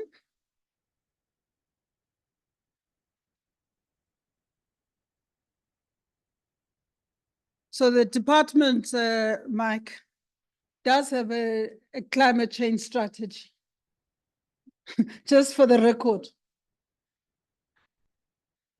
Not a climate variability strategy, a climate change strategy, which is going to be presented. I must remember my role. I'm a facilitator, moderator. So I was tempted at one moment when the debate was getting a little bit hot that, remember your role. And what I did say to Mike is that, which is probably one of the things that I admire about him, is that he doesn't disappoint. So thanks, Mike, and the panel. And thanks to the panel and thanks to Mike specifically for being consistent with Brent Mike Muller. Should I say Prof? All right, so we move on to the next part of the program. And we have made some changes to the program, as I said. That part of my job is to announce the changes when and if. But the next two presentations for now, they're safe. There's one change in terms of a speaker or the presenter. I'm just confirming the presentation has been loaded. That's good. Thank you very much. It's Aloysius Salahai from the department who's going to be presenting the DWS change strategy, climate change strategy. And if I were to appeal to people, and I'm going to be sitting and looking, that you keep a note of what your questions are. But if I see that there's enough of excitement or interest, I will allow one or two burning questions. But other than that, the next presentation by Belinda and Ruth Bierkman from One World will then follow straight after your presentation. And I couldn't resist to notice that, and my disclaimer to this is that I'm just a facilitator, program director, moderator, that what happened to the woman in the previous panel? I just couldn't resist. I noticed these things. And I think unless we are intentional about them, about these things, and ask the questions and ensure that the panel, there's a diversity, especially with the issues that we're dealing with, and the involvement of the gender side of climate change, including women specifically, their participation and lack thereof. It's becoming one of the issues globally. One of the movements, for example, is that is out there is She Changes Climate, you know, and we know the impact that women also constitute. Most of them are vulnerable groups, and are also in many households responsible for ensuring that we fetch water. So if we're going to talk about some of these things, let's just be deliberate and be intentional, and make sure that but the next presentation is only women.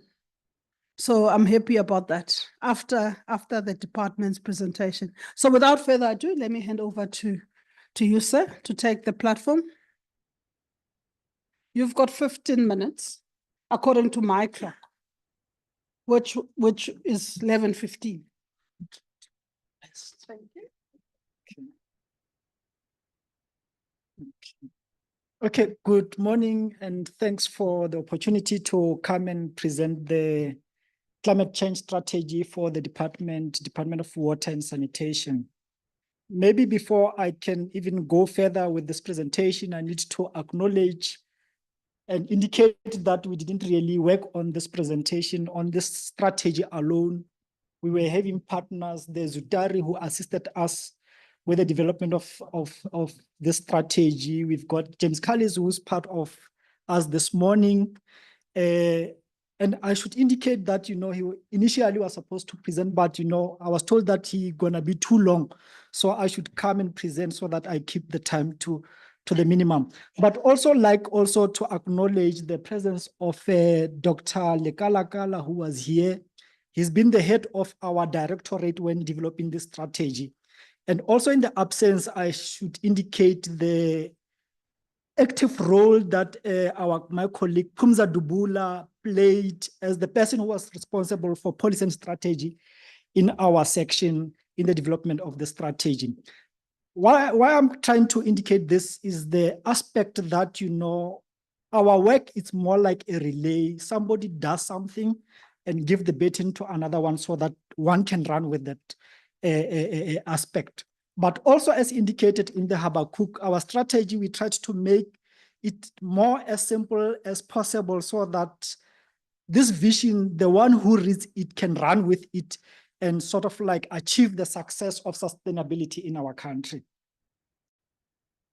Just the layout, key 4 things that I'll be talking to in this presentation: the role of water and sanitation sector on climate action, policy mandating climate change in the water sector, in the water and sanitation sector.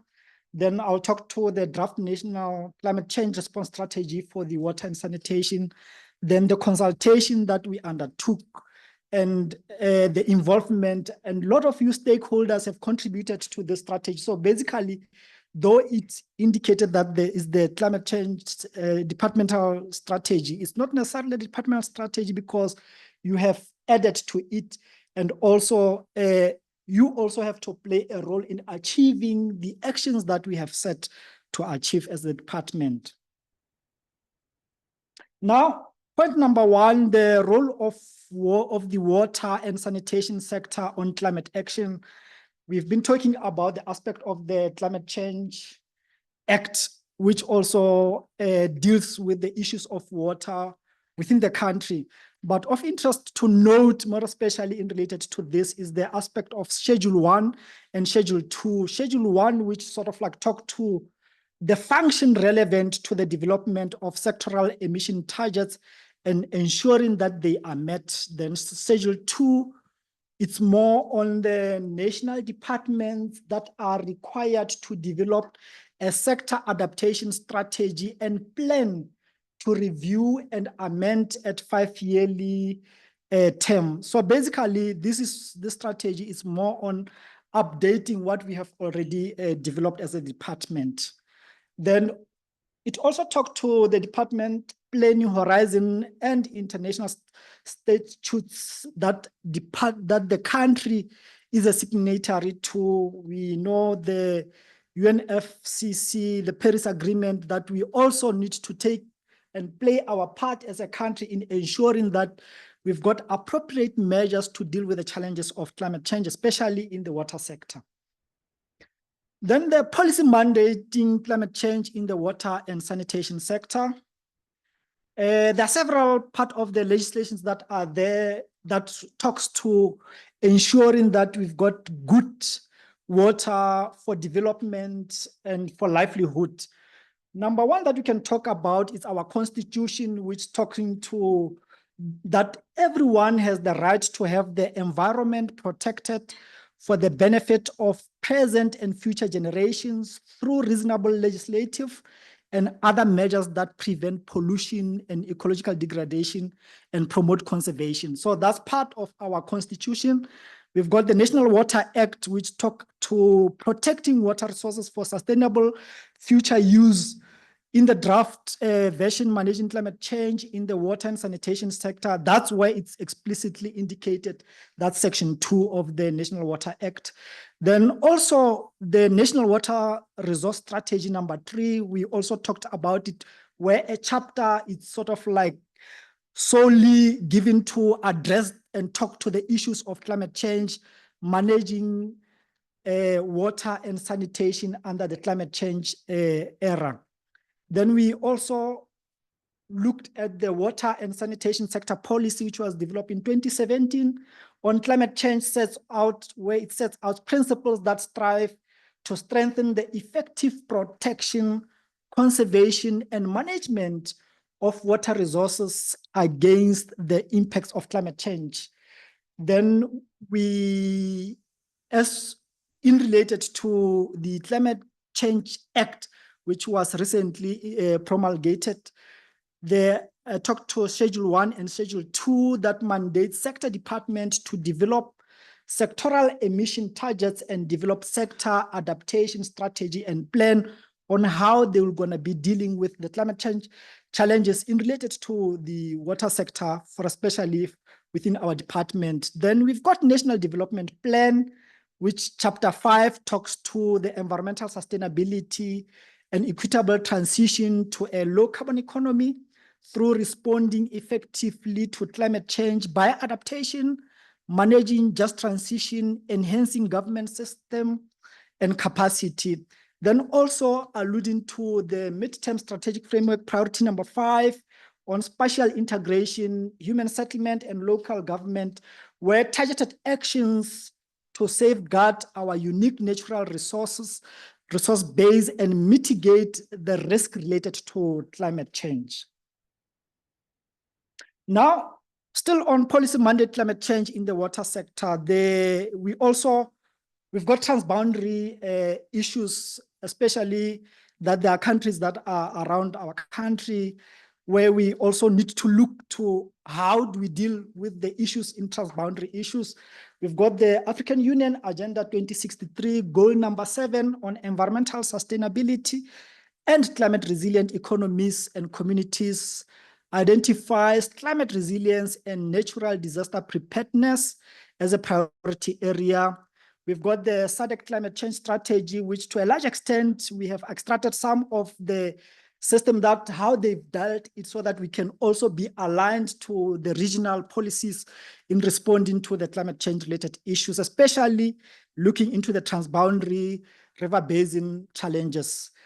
Then also we are considering the international policy, the UNFCCC issues on issue of trying to work that, with the mitigation efforts towards 1.5 degrees Celsius of temperature, and nation reporting on the adaptation efforts, which basically is what's happening sort of like in phases where we also contribute to the national adaptation plans of the country.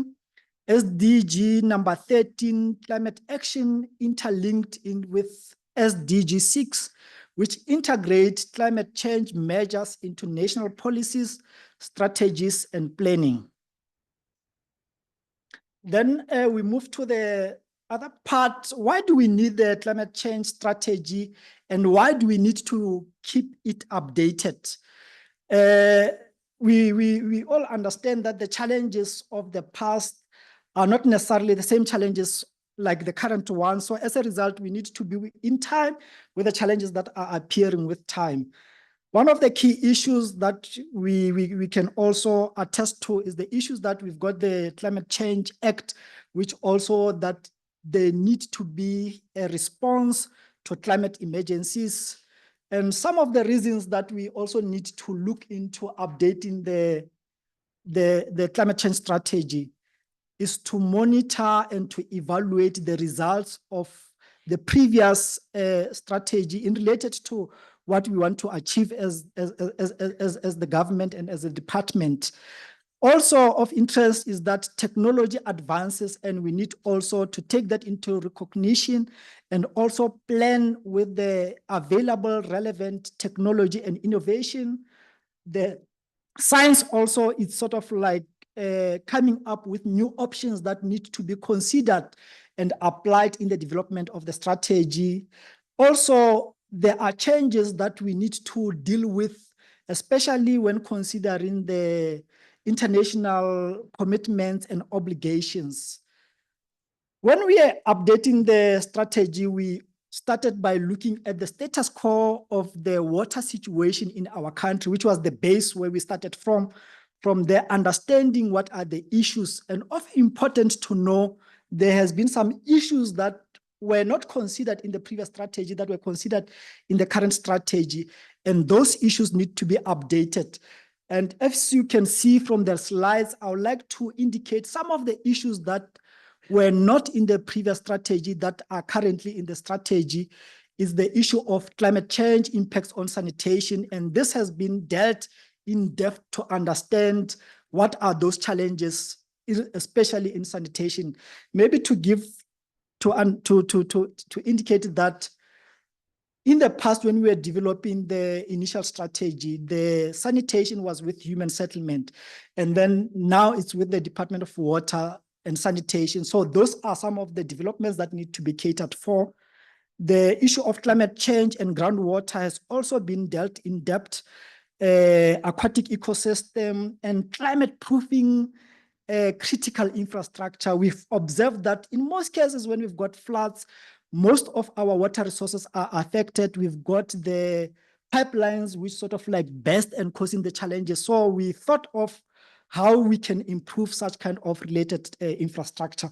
But also of very interesting is the aspect of integrated water resource management, which is very key, especially considering the situation in our country.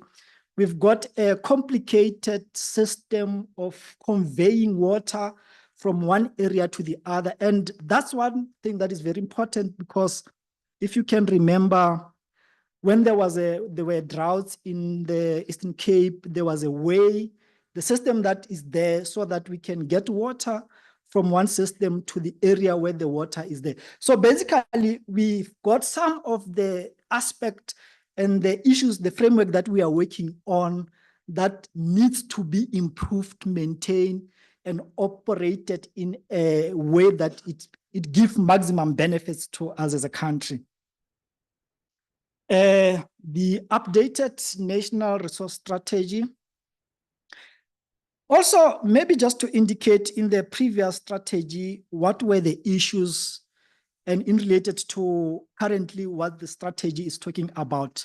The previous strategy was more on having 4 pillars, which some of those pillars are also in the new strategy, but there's been a pillar which is added. The key one is the issue of water governance. I think in the morning when we were talking, we talked about the issue of water governance. If water governance is not well developed, there's a challenge and there's going to be continuous challenge. Infrastructure development, operation and maintenance. And I think that's one part of what Prof. Muller was talking to issues of that maybe to some extent we tend to leave our system that they get so bad.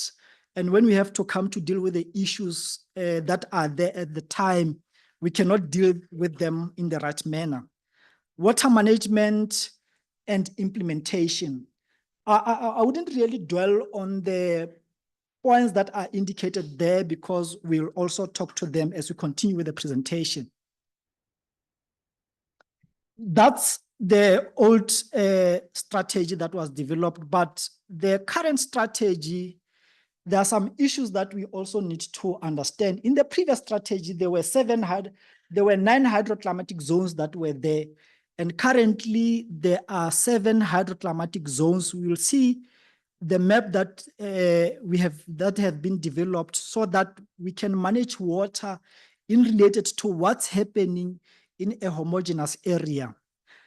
The potential adaptation options for water and sanitation. These are some of the issues that most of them are already being done, but they need to be prioritized and sort of like effectively implemented. The aspect of climate resilient water and sanitation infrastructure.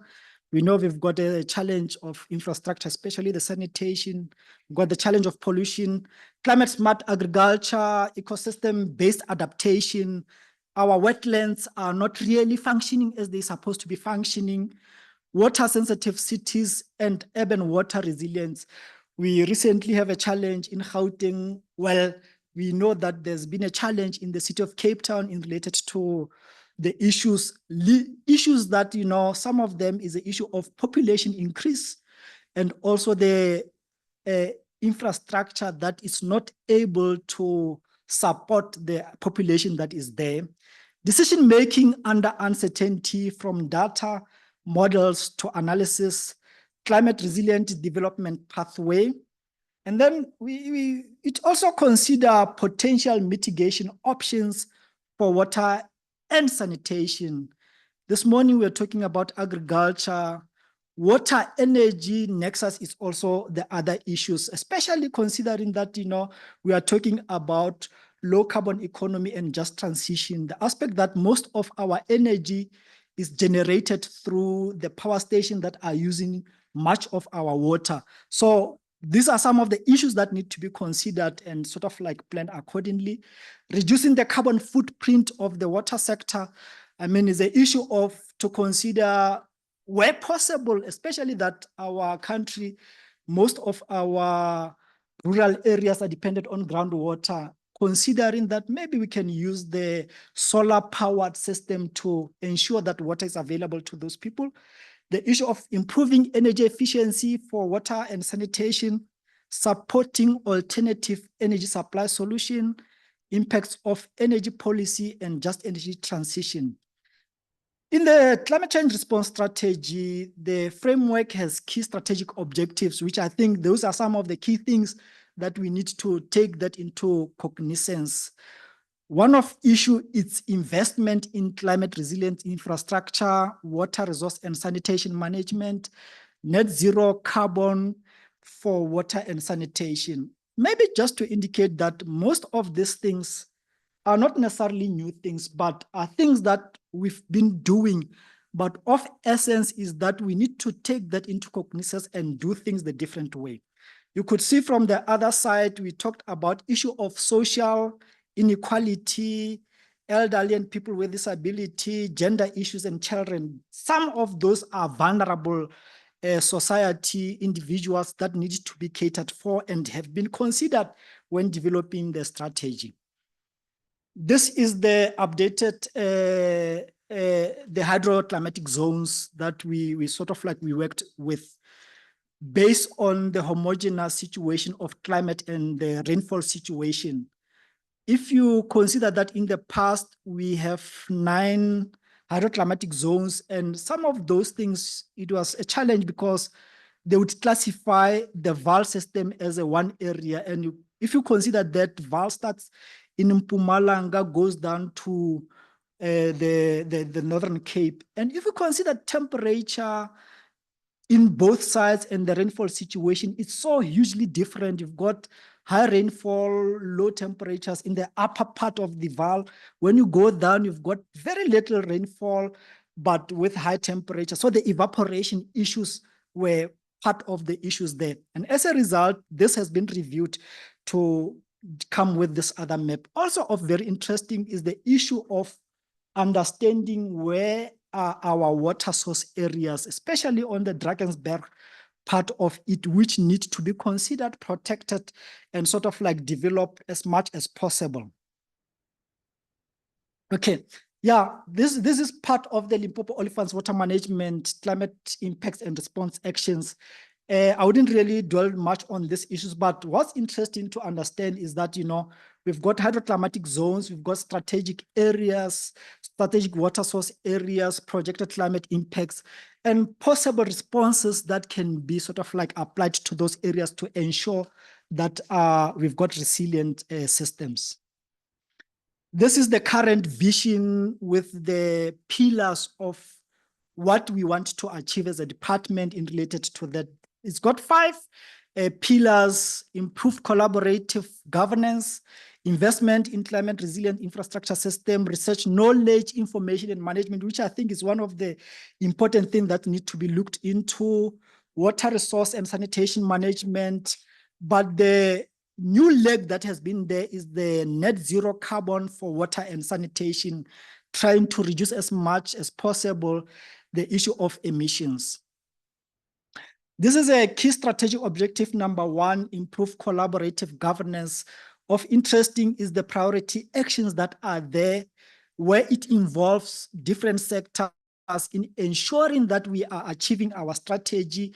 We've got short, medium, and long terms, and some of the potential indicators that are there so that we can achieve the required objective. We've got key strategic objective 1, key strategic objective 2, which also talks, especially number 2, investment in climate resilient infrastructure, the aspect of ecological infrastructure, ensuring that we maintain and improve our water source system, the wetlands, and also the rivers that are there, improve climate resilience of existing water and sanitation infrastructure. Key strategic objective 2 talks to research, knowledge, and information management. And on that part, we talk about issues like climate risk and vulnerability assessment, which is basically some of the work that we are doing as a department to ensure that we achieve resilient development. That's key strategic objective number 3, research, knowledge, and information management. I think that's talked to that we should be with time, with the innovation and the technology that are there. We are talking about artificial intelligence. We need to move with time to ensure that the challenges and the problems that are there, we deal them in a better way. Part of it, the issue of forecasting and early warning system needs to be put in place. Key strategic objective number 4, water resource and sanitation management. I'm not going to dwell on all of them, but the key issue is that there are strategic objectives. There are actions that need to be done to ensure that we've got a resilient development, and also our water situation are sustainable in the climate changing situation. Net zero carbon for water and sanitation, taking the footprint of the water sanitation situation, thinking of maybe possible change of energy situation in dealing with some of the other issues. And another option is the issue of, I think we also need to be innovative. I'm thinking of that one that, most of our storage systems are emitting a lot of methane that needs to be taken and developed into a gas that can be used in some situation. We talked to that key strategic number 5. As I've indicated when I started that, the strategy though is for the department. It was done with consultation with different sectors. These are some of those who sort of like we interacted with, interviewed. They were part of the decision making as we were developing the strategy. The Presidential Climate Commission have been part of that national business initiative, private sectors, tertiary institutions and research institute were also part, civil organization, sector departments, provincial government, River Commission, international development agencies. So basically, we have sort of like interacted with a lot of individuals in developing that. Some of you have been part of the process, and we are really thankful for your participation in that. Thank you.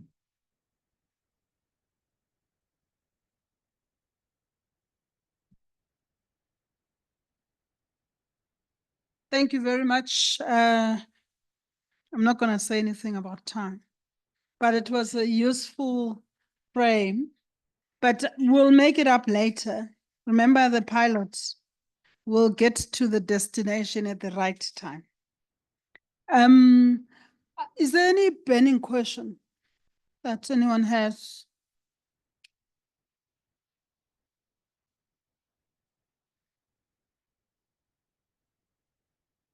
No? One?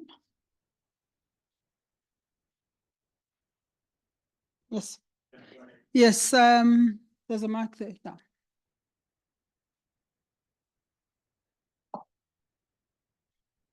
Thanks for sharing this information.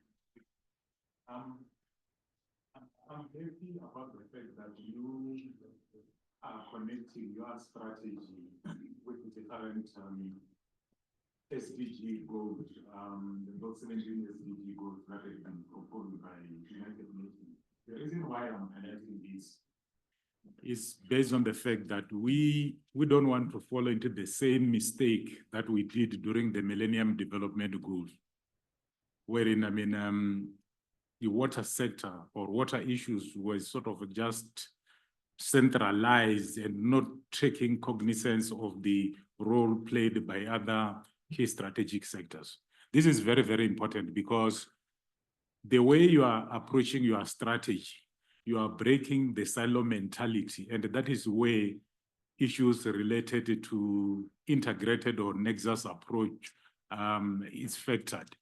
I think you will be able to crack it, and well done. This is good news because for us, especially from the knowledge generation organization side, we want to change the way we are doing business, and we cannot continue with the business as usual approach because it's not beneficial and it creates a lot of problems. And it promotes, territorial, protection. So keep up the good work, consult some of us so that, we can engage you and make input. Thank you. Thank you. No one else? All right. Oh, sorry, my apologies. Thanks, Mike. So my question is similar to the question that's just been asked. Just out of interest's sake, you said that you engaged with the civil society. Could you just please elaborate on what you mean by the civil society? Like, you mean people like this in the room, or have you engaged perhaps with like farmers that are, out in the farms to say, what are you guys experiencing and what do you guys think, could be beneficial, and if you've engaged with young people and all that. Thank you. Thank you. If I could just smuggle a quick question. I'm in one of the slides, and I was quite impressed by having raised the issue. It builds from that question. The issue of vulnerable groups as part of, so you had those bubbles. But I struggled to find those bubbles expressed in the actual actions and interventions that are going to be taken. I'm mindful of issues, social justice issues, and I'm mindful of the fact that there are stakeholders that are quite important, would be impacted by climate change, were involved in the water value chain, which the actions themselves, matters in the categories, they might appear to do so, but I struggle to find how we are going to be deliberate in those actions. And I know I noticed just the one or two around local government, and the points that Prof was making earlier on about the role of local government in this process, and some of these challenges that we face also relate to the capacity of local government. I'll be curious to know where and how are we responding to that, to make sure that we're not only consulting but onboarding, make sure that in the infrastructure that is being developed, that is climate resilient infrastructure, and they participate and have the requisite capacity. Thanks. Thank you. The part of civil society, maybe I should indicate that during the process, we've got sort of like stakeholder meetings that were set up where everyone was invited to some of those gatherings so that we can interact with them. And also we've got a capacity building process where we go to different water management areas, invited the local municipalities, we engaged with all that were available so that we can get their input. And I think the part that Mem Pamyago is talking about, the issue of how we engage in those things. I think one of the key issues is the issue of capacity building and engagement. If we don't sort of like get stakeholder on board, when we are developing, it might be hard for them to sort of like take part, because from the onset, they were not sort of like involved. I think that's where the part was indicated. But also maybe just to highlight the point that in the previous strategy, some of the issues were not there. But with time, we observed and noted that they needed to be put on board so that, everyone put hands on the deck. Yeah. All right. Thank you very much. DDG look like he wants to comment.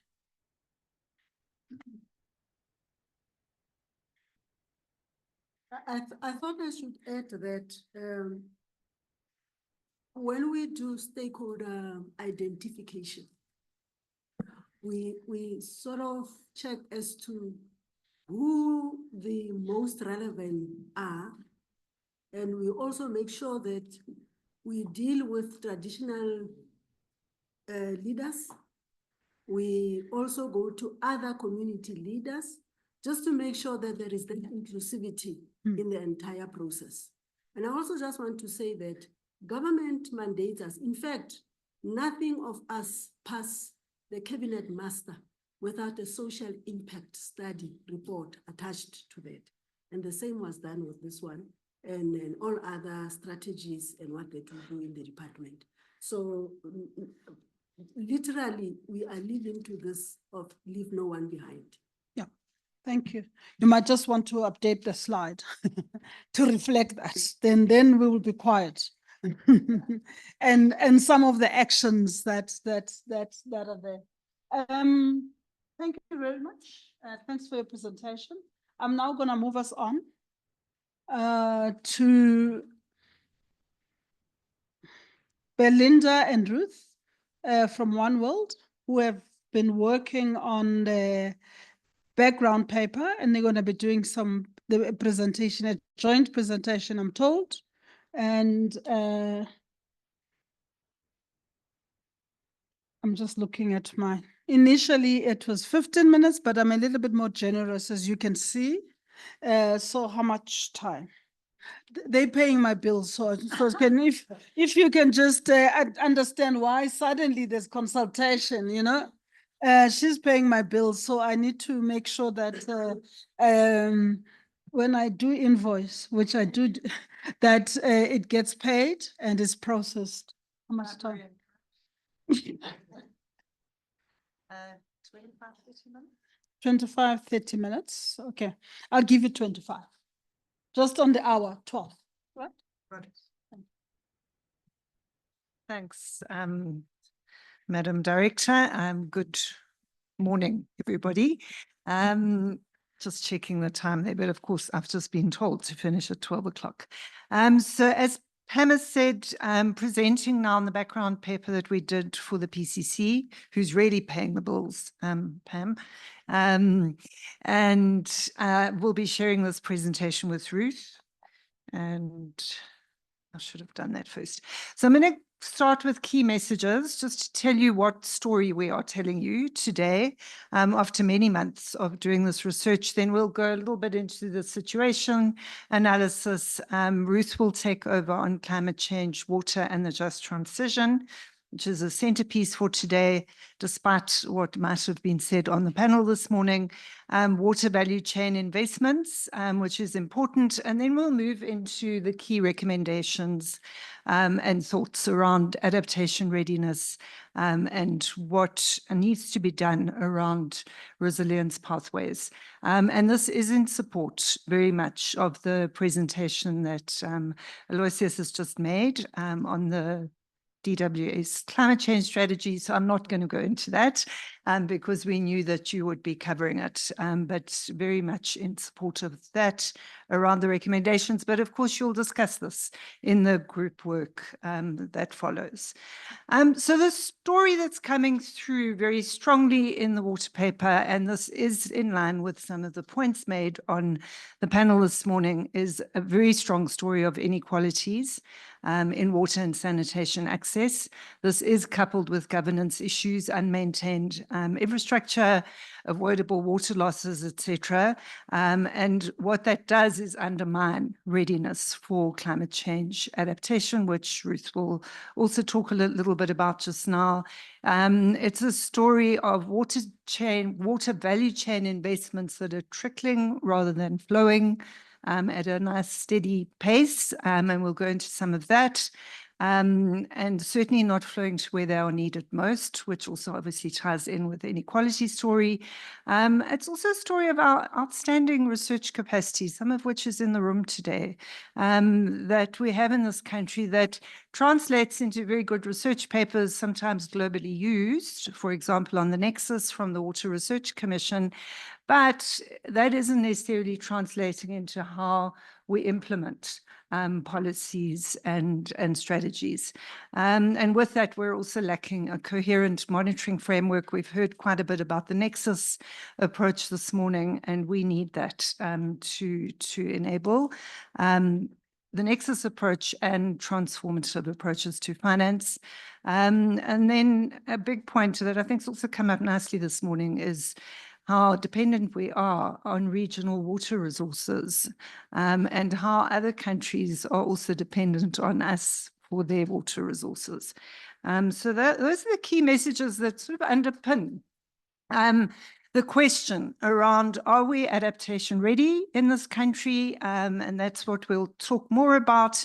And so before we get there, just to talk about what does transformative adaptation mean? What does that look like? When you're addressing unequal climate risk and vulnerability distribution, which is the story in South Africa. So transformative adaptation is defined by the IPCC, which is the consensus science on climate change. It's actions aimed at adapting to climate change that result in significant changes in the structure of function that go beyond existing practices. In other words, it's no more business as usual. It's looking at a completely different way of doing things. And this is in response to the accepted fact that climate change can trigger devastating and cascading impacts throughout the system.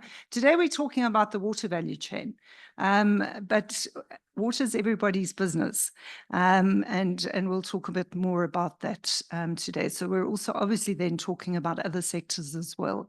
So transformative adaptation, a key finding in this work is that we do need it in South Africa, and we need that to change the underlying causes of risk and vulnerability. And those underlying causes are related to the dominant development paradigm. So it's about the norms, values, and worldviews. It's about the governance, which we've talked about a lot. And it's about the flow and distribution of power and resources. So those are some of the key things that need to be addressed in the context of transformative adaptation. And we can choose to go a higher climate resilient development pathway, which is the graph on the left, or we can choose to go a low climate resilient pathway. But what the IPCC work is showing is that if you adopt the left-hand side and you're looking at ecosystem functioning, knowledge, and clear decision making on the back of science, etc., that we can achieve. And I think this also goes to Sylvester's point earlier around the alignment of your strategy at DWS with the SDGs, is that we can achieve positive outcomes for well-being, for poverty, for ecosystem health, etc., as opposed to the low climate resilient development, which can heighten climate risk and vulnerability that increases poverty, decreases ecosystem functioning, and increases inequality and injustice. So those are the choices that we're looking at today, and this is what needs to be underpinning the group work that we're doing.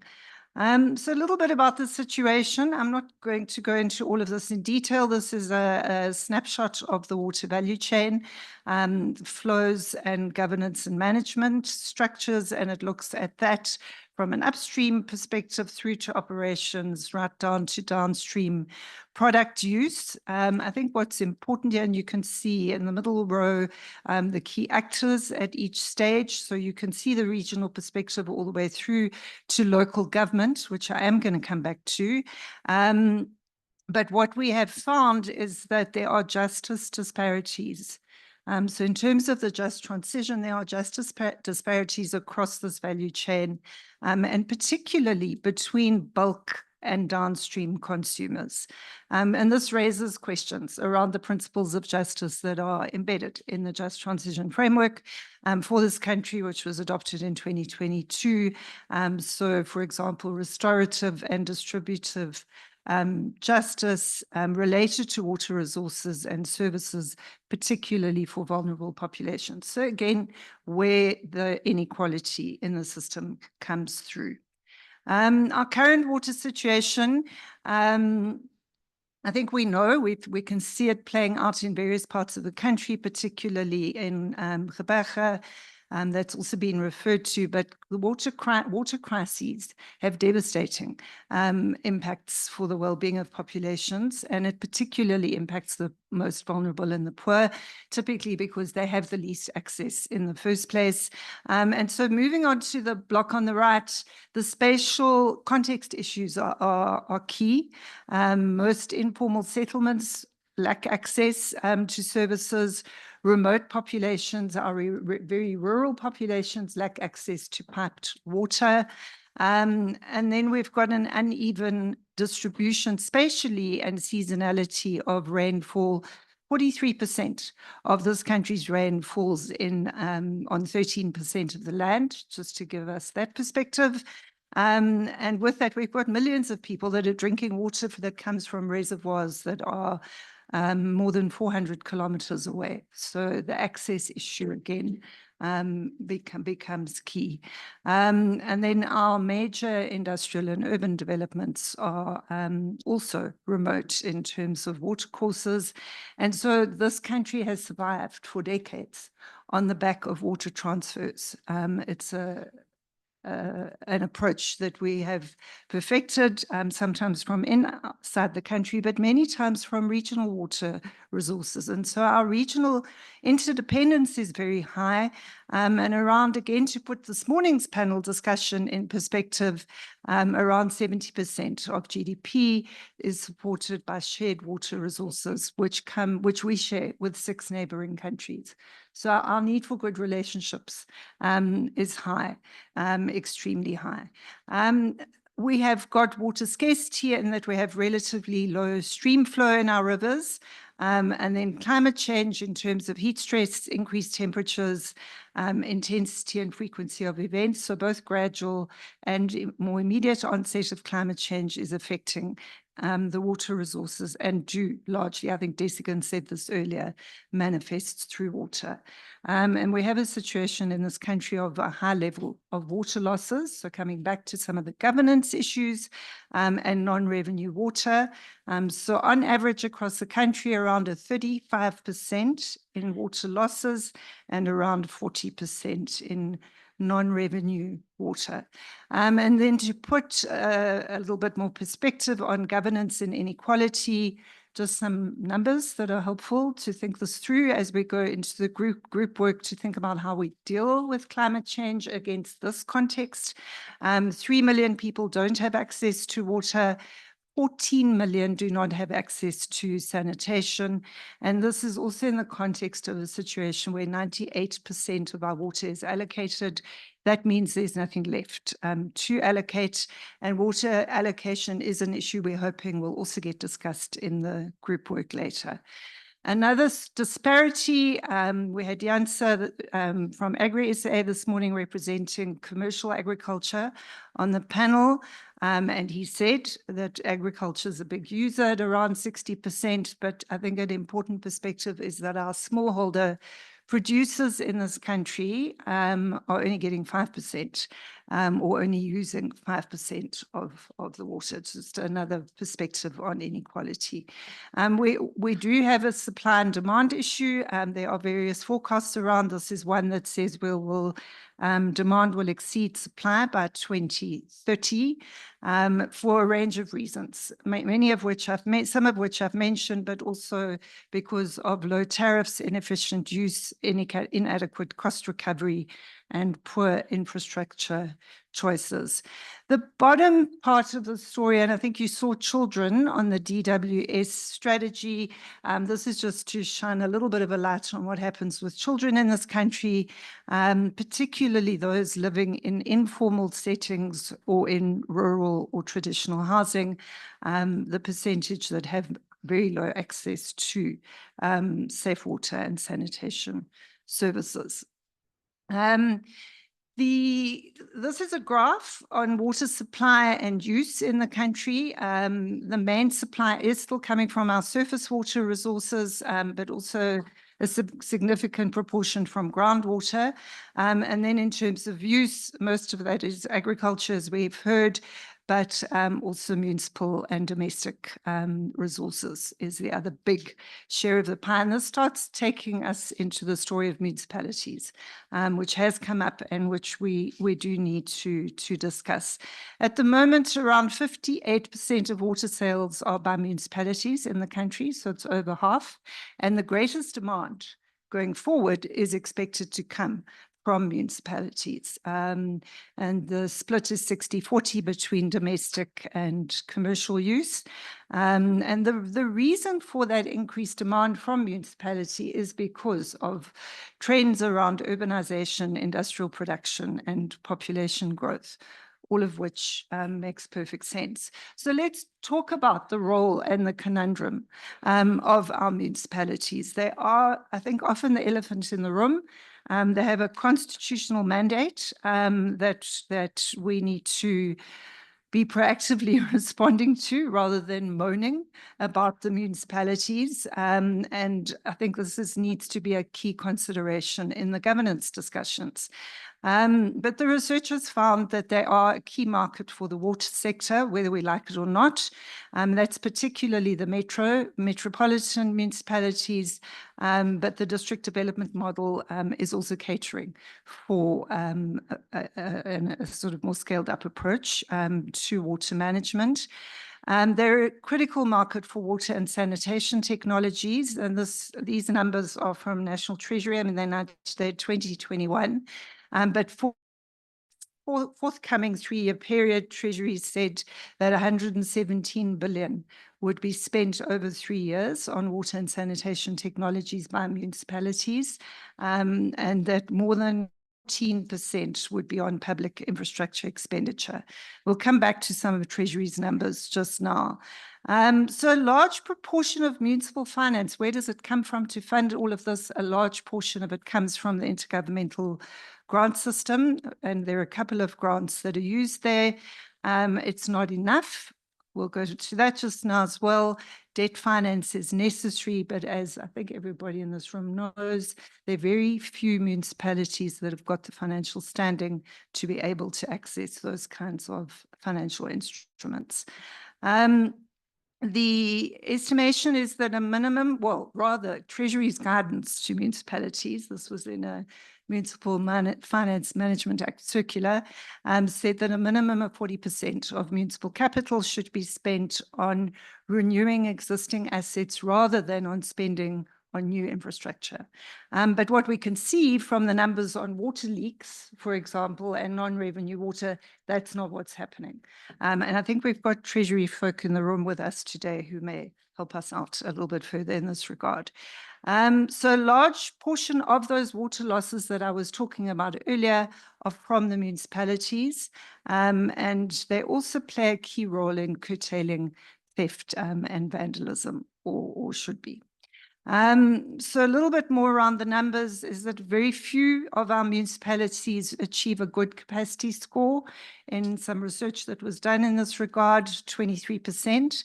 Even less are fit for purpose in terms of public-private partnerships at 19%, and public-private partnerships, another sort of controversial point, I know, but are seen to be an important solution to some of the water investment problem.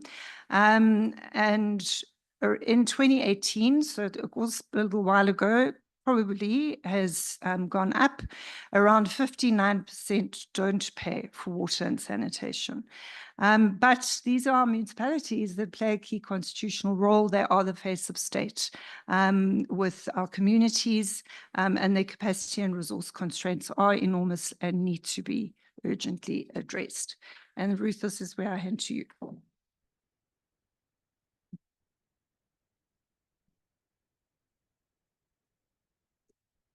Do you see my challenge? May I have the roaming mic, please?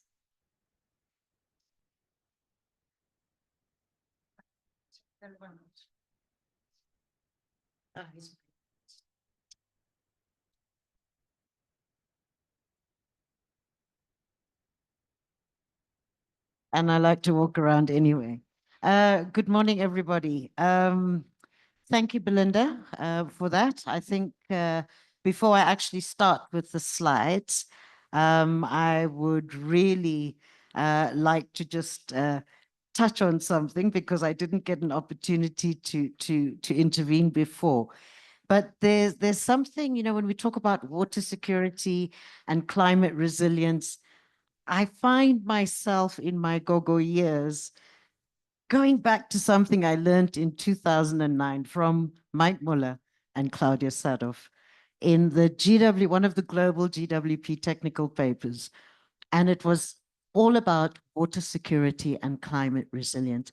And Mike, you and Claudia spoke about if we want to become water secure and climate resilience, we need to invest in the 3 I's. And that paper has actually informed so much of my learning and thinking because we talk about the investment in information, institutions, and infrastructure. And we've evolved over time, and we now can talk about even 9 I's, and the themes have popped up today already about the need to be inclusive and integrated. That theme of integration, and this is where I'm going to come to with integration, but to be inclusive and integrated in our investments in innovation, information, institutions, and infrastructure. And that includes natural infrastructure, and we're going to talk about that as well. And all this for implementation, because that's where we're falling short, so that we can have impact. So bringing these things together, climate change, water, and the just transition. Next slide, please. Or is it? Yeah, please. Bringing these things together of water and climate change and the just transition. On the left-hand side of that diagram, just to say, look, climate and climate change, it's important, whether it's natural, whether it's anthropogenic. It is important. It gives us certain hazards that we have to deal with. How we respond and how we deal with those hazards depends, and how we are impacted depends on our vulnerability and our exposure to the hazard. And this is what constitutes risk. So we can see that our socioeconomic processes on the right-hand side, whether it's the socioeconomic pathways, how we deal with that risk presenting itself from climate in terms of adaptation and mitigation and governance. That will determine, in fact, the kinds of impacts that and how we respond to the impacts from the risk from climate. So negative climate risk and governance and socioeconomic interactions and processes impact the poor. There's going to be a theme of inequity also coming through this presentation. So risk pathways, knowing water impacting primarily, climate impacting primarily through water, excess water, floods, polluted water, air and land, disrupted freshwater ecosystems, damage to critical social and economic infrastructure, altered water demand and security, uncertain water availability. These are all some of the negative consequences that we need to deal with. And I think it's important. Water impacts on every aspect of our lives and those sectors, and on the certain rights that we all have as humans. And everyone, let's be reminded of our constitution that everyone has the right to have access to sufficient water and food. Okay, we've heard the water, energy, food ecosystem nexus being spoken about today and on many occasions. It's part of that theme of pushing integration, because we cannot have the siloed approach. So amongst our drivers on the left-hand side, one of them, yes, is climate change, but there's a whole lot of drivers on population growth, urbanization, demand and consumption, resource degradation, economic. All these are the drivers that are encouraging us to think of beyond silo approaches, acknowledging that water, energy, food, ecosystems are all intimately linked and depend on each other. So that's what that triangle with ecosystems right in the center is trying to show. All our systems, and we want to move away from siloed approaches. All of these is interlinked. And this really is the theme on integration, looking at the multi-sectoral governance as well as multi-level, which Belinda will also get to. So the nexus, water, energy, food, ecosystem nexus, captures the interrelationships, synergies and trade-offs between water, energy and food demand and supply in different environmental contexts. So those the natural resource base in the center there will differ. As a foundation for low carbon and climate resilient water value chain.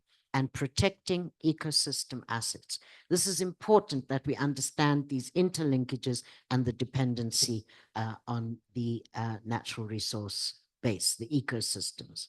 Let's be reminded also of some of the statements and intentions in our legislation.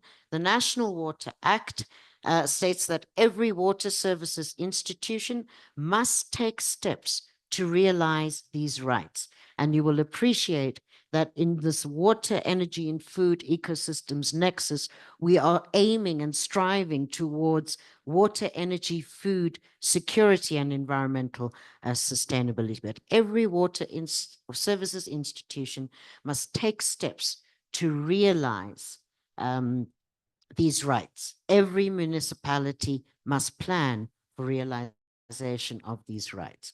So again, the integrated approach. Thank you, Belinda. Looking at also the nexus of water, climate, and development.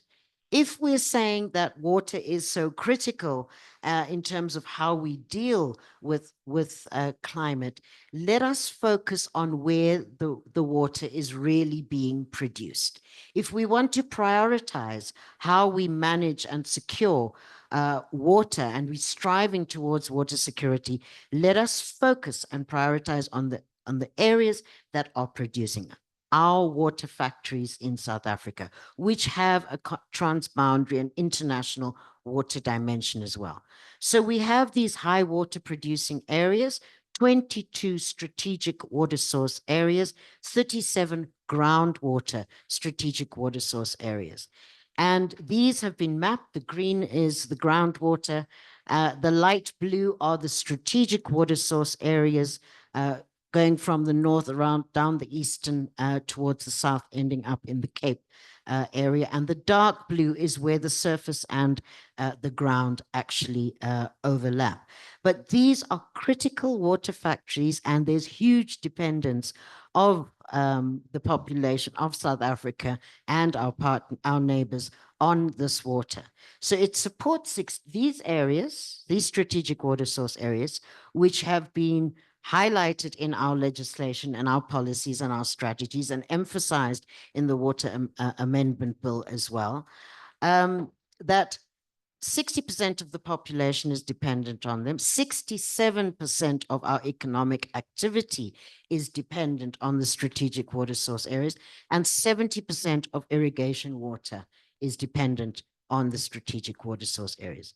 So if you look at South Africa, Eswatini, and Lesotho, the little 10% of land is producing 50% of the water. This is for the surface water. So these strategic water source areas are very strategic. Sorry, Belinda. Yes, please.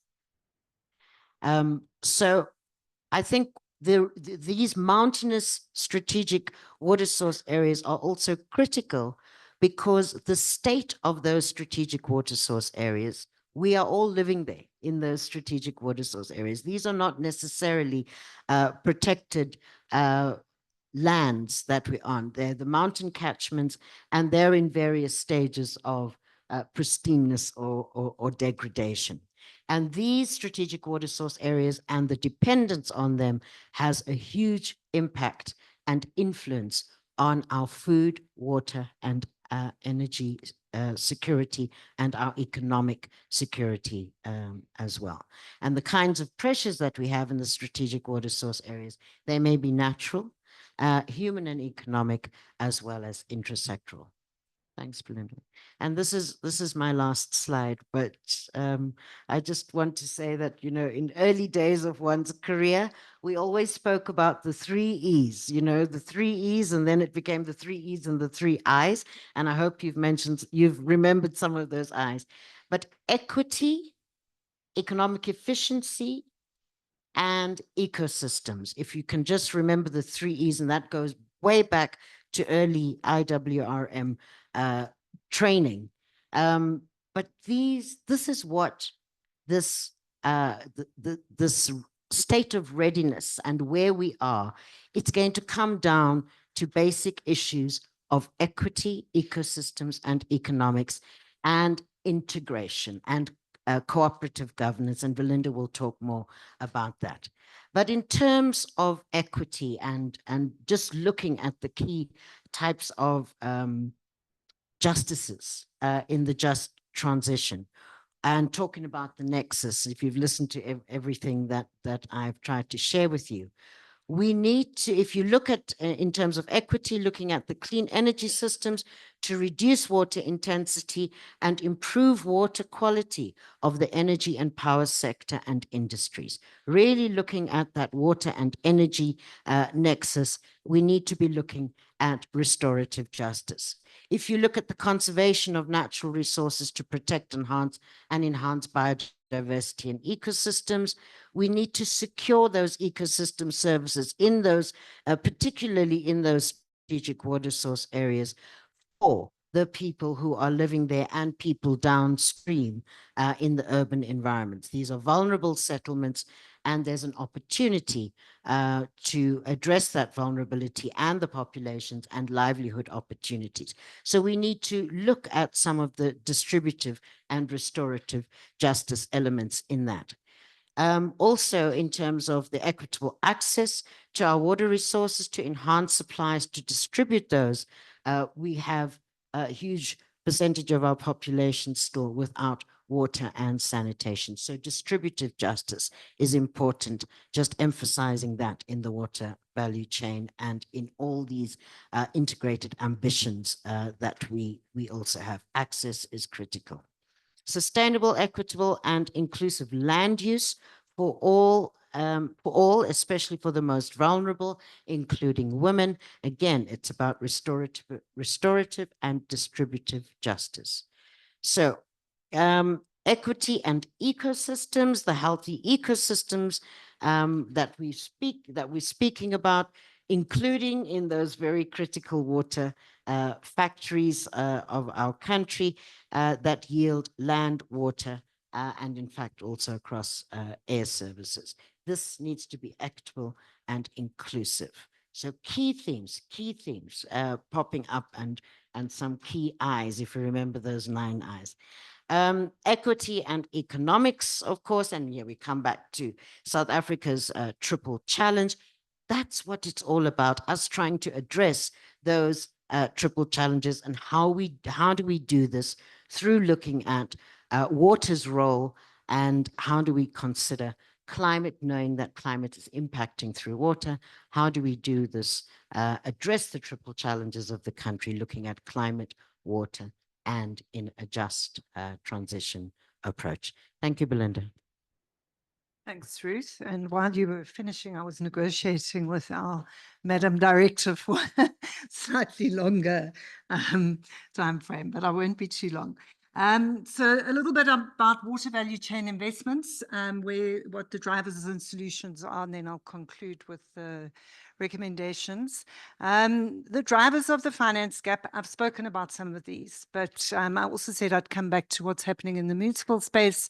So this is 2021 figures. Municipal build revenue for water was 12.8 billion, expenditure was 13.9. So you don't have to be a brilliant mathematician to work out that the expenditure and revenue are not matching. Water leakages and losses are a big part of the problem, non-revenue water, but we also have water tariffs that are not necessarily reflective of abstraction and delivery. And at the same time, we also can't just go and up tariffs for absolutely everybody, because there are many, many people that can't afford it and shouldn't need to pay. The municipalities, I've mentioned this, have access, relatively low access to investments and debt finance, and we're under-investing in ecological infrastructure and in ecosystem-based adaptation in this country. And it is where not all the solutions lie, but certainly key parts of the solutions. Those underinvestments are also resulting in relatively low access to climate finance compared to what we could be accessing. And then there's also ESG finance and commercial bank investments that are sort of waiting in the wings rather than being fully leveraged at the moment. But at the same time, we've got these crises going on around the country, and Nelson Mandela Bay is a big one at the moment with persistent drought. But there it's a story of a combination of insufficient budget, consumption inefficiencies, water leaks at 36%, 2,000 water leaks reported every month, and non-revenue water in excess of the average that I spoke about earlier. There are solutions, and these include what Treasury has been advocating, and that is that we invest in infrastructure maintenance, and other institutions are also advocating for increasing investments in ecological infrastructure. We need to invest in key municipalities. That elephant in the room does need to be addressed, and there are recommendations. There's a very good Treasury report around this for further reading, and it's all referenced in the report. Climate finance and impact investments such as ESG, but also better leverage of what we do have in the fiscal system. So an intergovernmental grant system that could be leveraged towards climate resilience, and also blended finance mechanisms. Some good news on the horizon is that our development bank in the region, DBSA, is aiming to establish water reuse infrastructure as a financial asset class. That in itself should attract increased investments. And they're doing this through green climate finance money, catalytic money from the GCF in partnership with DWS and with SELGA. SELGA being our municipal representation group. Another part of the solution, and work is being done on this, is differentiated tariff adjustments, but differentiated to ensure that the right people are paying. And this is also applying the principles of justice. So moving into the final slides, Madam Program Director, we've come up with in the paper, and these are recommendations. We're looking forward to today's discussions to strengthen the recommendations and what's in the paper. But at the moment, for very strongly interrelated conditions, I would call necessary conditions, but you might not. You might find something else a necessary condition, but towards transformative responses and much better levels of readiness. The first we've heard about throughout today is adaptation ready governance and finance, and there are a range of possible solutions against that. I'm not going to go through all of them. Then secondly, but not necessarily in order of priority, is adaptation-ready multi-stakeholder partnerships that need to be within and across government, vertically and horizontally, but also outside of government. We have, and I'll show some examples just now, some very good precedent actually for this. Monitoring, evaluation, and learning to be able to monitor our progress, to be able to implement the nexus approaches that we've talked about, to be able to report on how blended finance is working, and to be able to attract more investment. And then fourth is collaborative management of regional water resources. So we do collaborate. This could possibly be strengthened, but just remember the very strong dependence that we have on shared river basins. So key here is intergovernmental coordination and upscaling and integrating broader multi-stakeholder partnerships. And before I get to sort of a conclusion on a good news story around that, and I'm definitely not going to read all of this out to you, we've identified 4 resilience pathways that could be unlocked through those necessary conditions that I was talking about just now. And these are cross-policy reform, sustainable finance, technology and innovation, and integration. And again, this is all in the report. You can read the detail.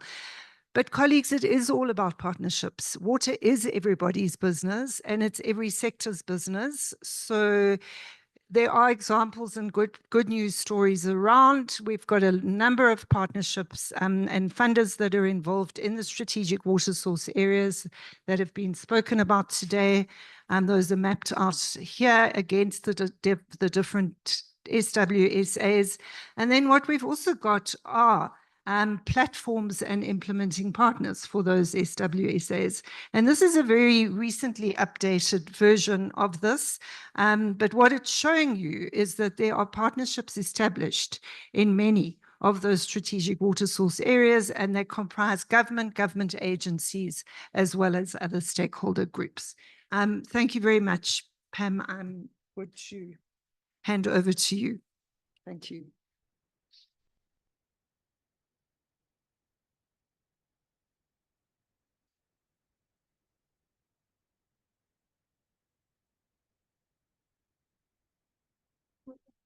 Q&A. But don't you want to leave the slide on the pathways just for people to have a sense of what those pathways are? Thank you very much for the presentation.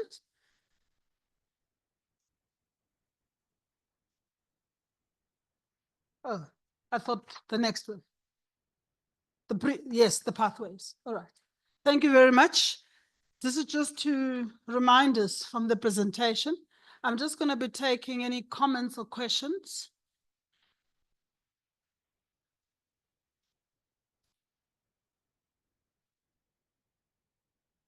Good. Oh. Thank you. Just a comment, Belinda. On the special part, I noticed, and I agree with you, on the impact from the informal settlements.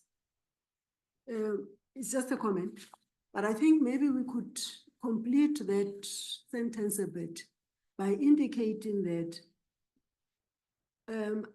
I realize also that I haven't seen any word pollution explicitly there. I could just sort of deduce it from what you are saying.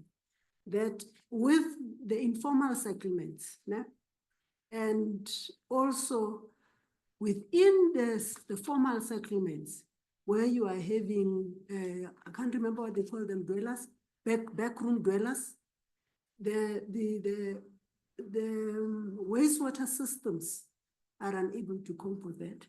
And from the informal settlements, that flows directly into the rivers.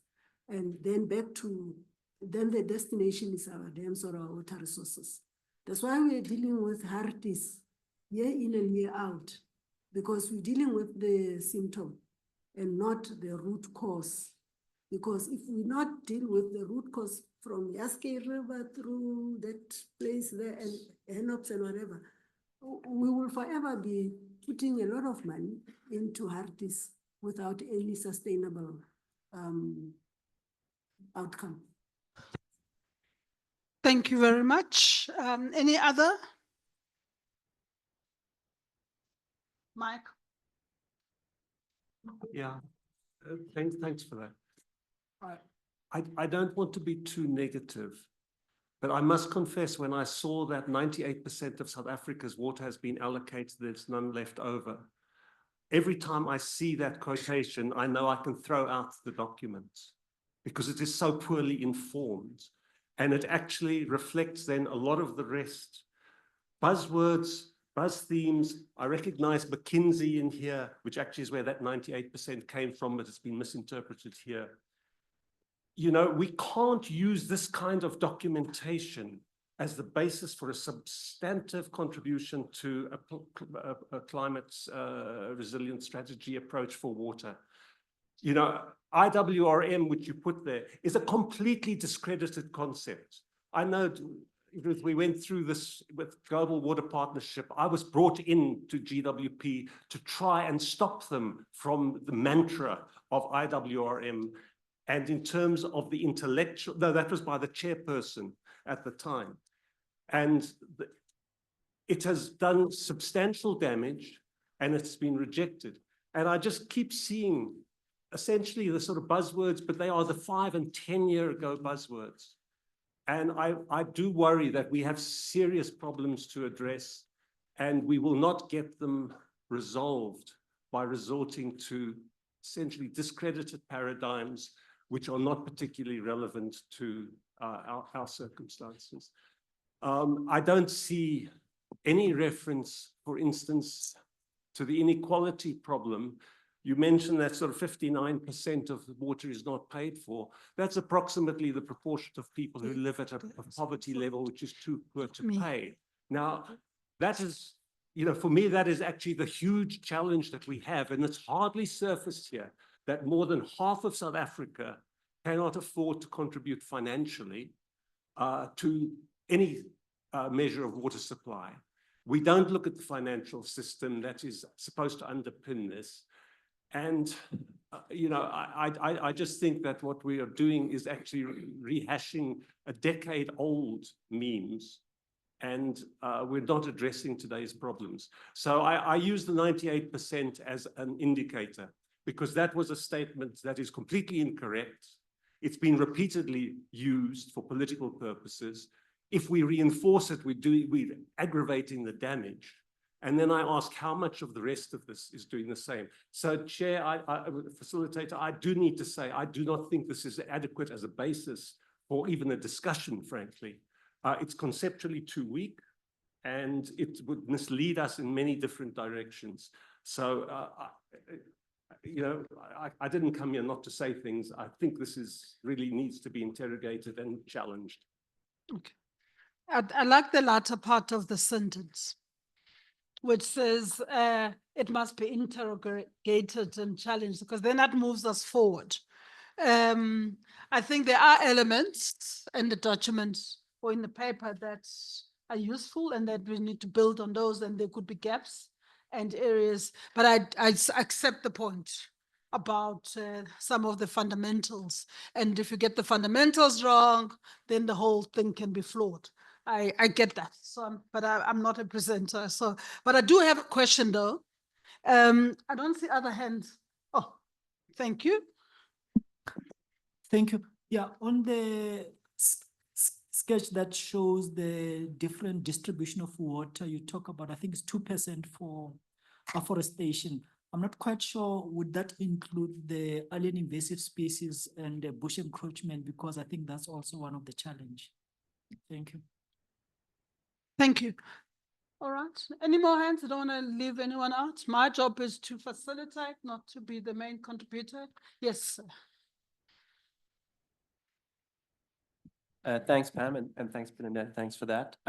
Just a question on the essence, a lot of it around particularly the financing question and around municipalities and the challenge, and obviously increasing, as we know, there's a whole range of municipalities. Some are better, a lot better, and some are a lot worse. And again, a lot of the emphasis on the financing argument tends towards those that are the better financed ones, because they're the more attractive particularly for private sector investment. The danger I have is doesn't that continue to drive inequality rather than actually address the issue of inequality? In the same way as us, all those who can afford to put in their own solar panels or their own boreholes, actually further driving water inequality because of the failures in able to provide that as a public service good and infrastructure good. And the difference between sort of, if you're looking for private investment, they are often invariably looking for a return. Yes, there's a small amount of social investment that's relatively small, but again, you have to have a financial return. And how can we do that if we're struggling to get even the basics of payments through that system? And does that maybe run the risk of furthering the going against the just transition and actually sort of making it driving the inequality challenges we already have a little bit more? And maybe there's a greater challenge we maybe need in that space. Mine is a very quick question, just on the last. I will ask last. Oh, you've got a mic. And another mic there. All right, thank you. Mine is on the implementation. Someone was saying that we have done a lot of research in the country. We are better positioned in terms of research, and also that we've got very good policies. So my challenge, especially from where I am, I need to use that as an example, is that if I look at some of the aspects here, is something historical. One, I can give an example. Increase the clearing of invasive alien plants is something that we commit and put money on it. And I know TFFE currently, they are also implementing. So my challenge with these aspects as they are is that the how part, how, you know, especially the involvement of the local communities, municipalities, because we can have the policies. In terms of governance structure, we're talking about the issues of having improved governance structures. To say at local level, how do we make sure that these policies and strategies, because we've got action plans that we can come up with, but as long as you don't have someone on the ground to be able to implement those plans, will still remain something in the paper, a document sitting in there. So I always have a challenge to look at strategies and policies which are not implemented. And I want us to bridge the gap, how these should be able to bridge that gap between this work that we do as studies and what it must happen on the ground. So for me, it's a gap which I really want for us to explore more around it, because we have got lots of documents, shelved studies, but the actual implementation and see the impact on the ground, it will remain a challenge. I'm a planner in the area where I come from and I see these things. So I'm talking from experience. I see these things, but how do we make sure that we implement them? Thanks. All right, my quick question, just on the last bullet, on the first one, incentivize aggressive water conservation and demand management in the metros. I just want to understand what's behind that. Is that where the highest level of consumption is? What informs it? Or because I'm trying to reconcile that with the presentation by the department, which looked at on the vulnerability side and the vulnerability assessment, and they were looking at different kind of approach. But maybe there is something behind it that informs that particular pathway.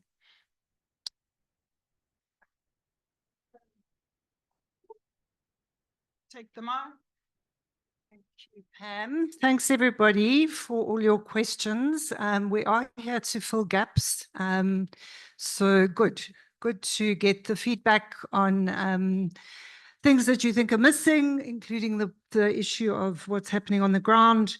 If there are issues with the literature, Mike, I'll tell you exactly where those numbers came from. But if they can be augmented, then that's what needs to happen. I was taking notes on my phone, so I'm just looking at that quickly. So I'm going to go to the DDG's comment. I know it was a comment and you were talking about pollution, which we have covered. And it is obviously a significant issue from a household, but also an industrial perspective. But the comment that I just did want to make is that on that issue of backyard dwellers that you were talking about and waste treatment, National Treasury have got the informal, I might get the order of this wrong, but the informal settlements upgrading program. And it's a grant for upgrading informal settlements, particularly dealing with sanitation. So there is work underway in that regard. But the question of informality is fairly significant. And we were also trying to show that.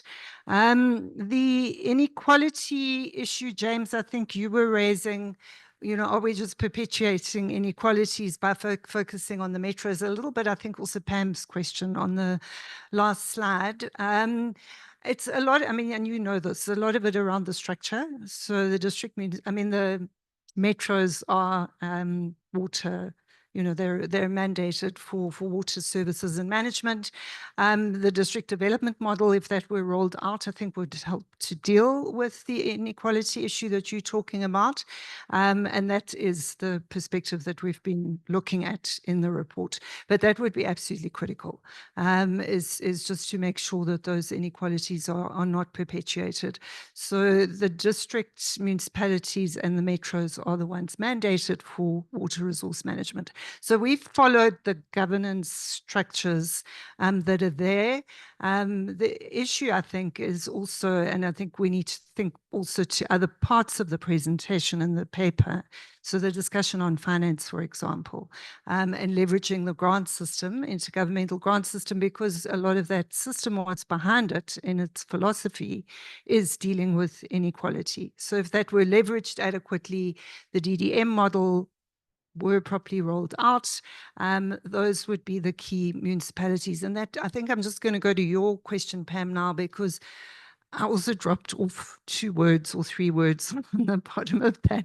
I wanted to smile and not when you raised that particular one, when I was trying to fit that graph on the side. Yeah, but it's actually exactly what I was saying to James now. So metros and the district municipalities. In other words, those that are mandated. There was a question around invasive alien species. I think you raised it. Yes, it is part of it. Certainly to release water back into the system. So what we looked at is where, and this also goes to the, well, you weren't really asking about aggressive water conservation and demand management. You were more asking about where it's targeted to. But there are a number of different measures to deal with water releases. One of them is the WCDM, but another is clearing of invasive alien species and releasing water back into the system. I think Tenda's question was around the participation of, or what's happening with people on the ground. Just to go to a project that is mentioned in the report, but which I didn't talk to today, is that SANBI are implementing a couple of, a few, I think there are 3 or 4 at the moment, GCF partially funded programs across the country. One is in the strategic water source areas, and another is on ecosystem-based adaptation for farming. Both of those projects are looking at the question of economic utilization of the material that gets produced or removed in invasive clearing and enterprise development through that, against precedent for that across the country. Ruth, I'm sure you're going to want to say something about IWRM. And before you do, I just wanted to say that I reviewed an SDG review report. I think it was about 6 weeks ago. It was launched at World Water Week, and it's very much centered around IWRM. It was a UNEP written report on SDG progress around the world. So I'm not certain that that's a dead duck yet, Mike, but let's see what we No, I won't say too much about IWRM. I think I do just want to say that, you know, there's constructive criticism and there's insults, and the tone is sometimes not so lekker, Mike, you know, and I know you're not here to be nice, but I think we can manage our tone in how we constructively engage. I will say something on just in terms of some of the things that were said in terms of IWRM and dated information and 10-year-old concepts and but I think what is important is that we are trying to assess the state of readiness of adaptation, and one doesn't just start here. South Africa and the region has evolved, and many concepts have come in and been expanded on. And where we find ourselves today, we all understand integration is important. Whether you want to talk about the WEF Nexus or IWRM, we're saying on a governance level, we need to come together. Whether climate change is there or not, climate change has brought the attention to integrated, non-siloed approaches. And I think that is critical if we're to say we want to move forward in a just way in tackling the challenges of the world, of climate, of development. We need to do so in a different way. And one thing that the climate change issue has done is brought sectors together and brought multiple levels of governance together and brought the private sector in to support where we need support. So I just think, you know, sometimes we can phrase things a little bit more constructively to highlight what the real challenge is. Thank you.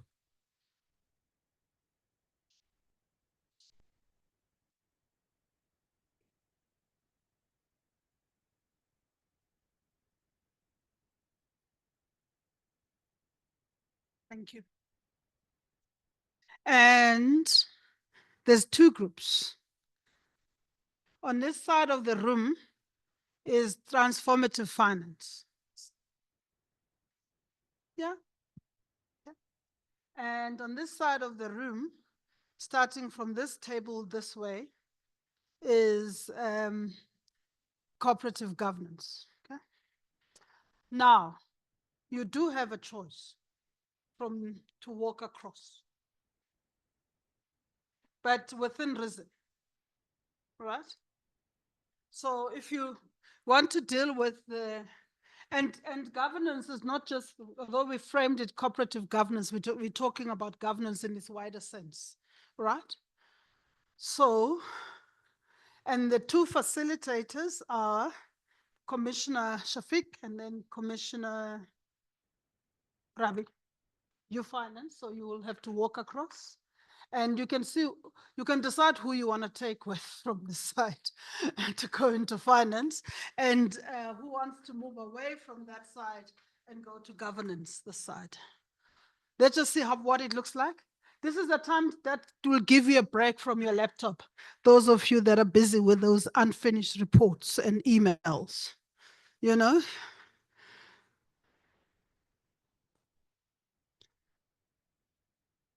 This is the time is now. Yes, you can start moving. You can.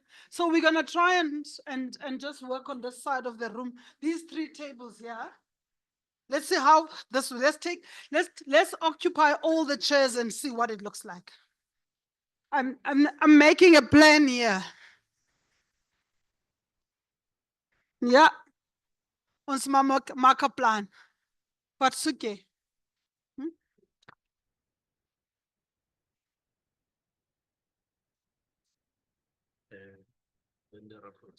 I've already spoken to them. I went to them. The rapporteurs, I spoke to them. Eh? After they.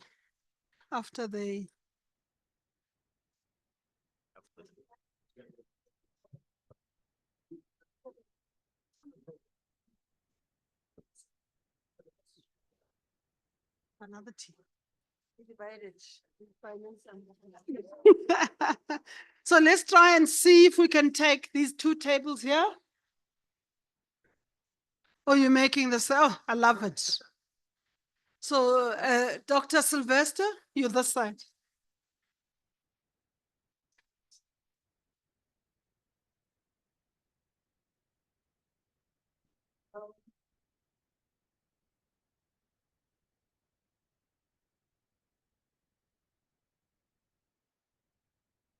You can give them so it's what are the things that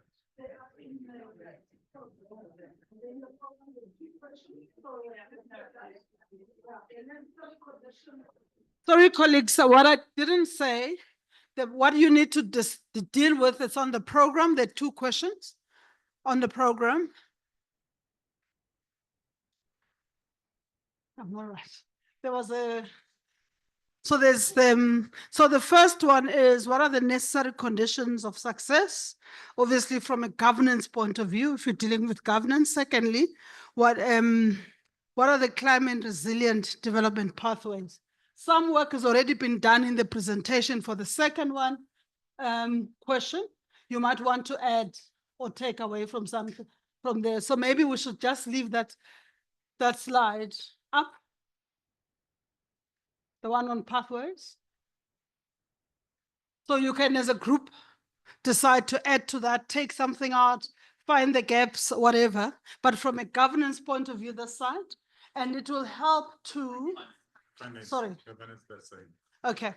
It will help to, because we have a challenge of rooms. So empty chairs, no. So let's try and be cozy a little bit. Closer. So we move from our chairs, if they're empty chairs. You see, the leadership is here. The facilitator is here, and the rapporteur is here. So let's move closer to the center. I'm gonna give that to you now. It is 30 minutes. Yeah. 2 questions. You've got them in the program. All right. So let's try and move closer to it. Bring some chairs. And if it gets uncomfortable, make it work. You want to switch it off? I'm still using it. We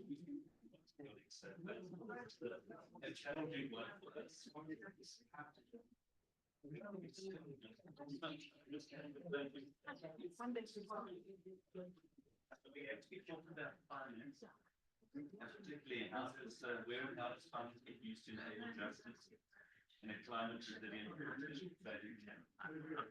And it's a challenging question because the role of finance is to put all together in justice for that review, not necessarily clear what the big is. You need to get it's the answer that finance comes into. Now we know consequently financial businesses that are there with best decisions. But are we looking at the right place? I suppose we're looking at financial institutions.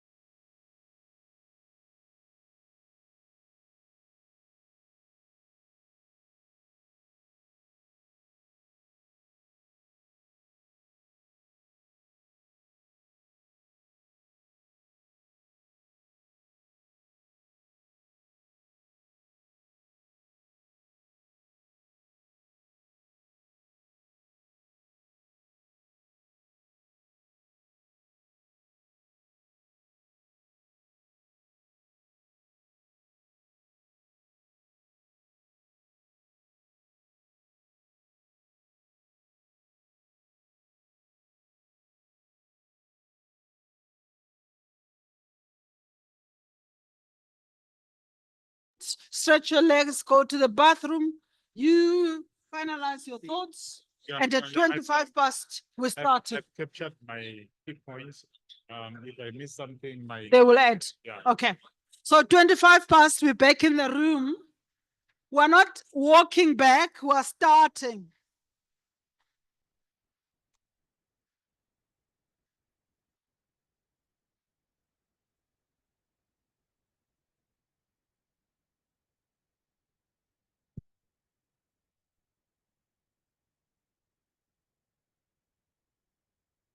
Hey, bro. So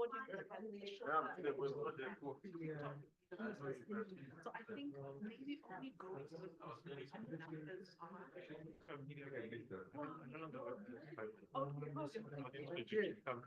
Let me just, but what I want now.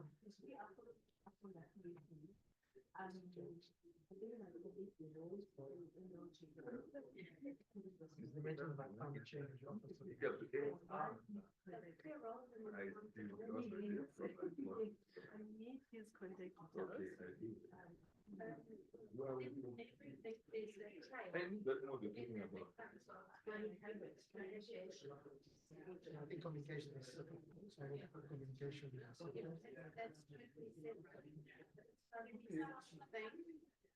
But at least also online, like, I always think back to that into the letter. So it's gonna be something across things. Communication.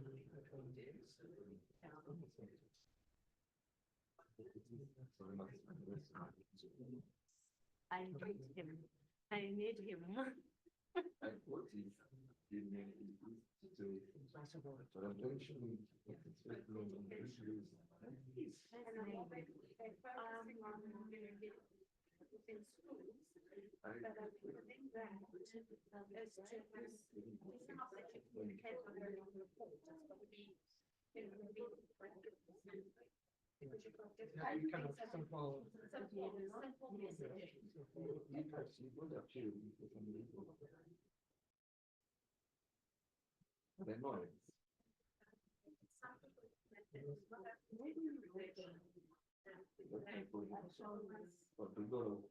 The third one is partnerships and partnering implementation model. Then we can put in there SWP and there as well, because we don't have climate change thing that we can incorporate.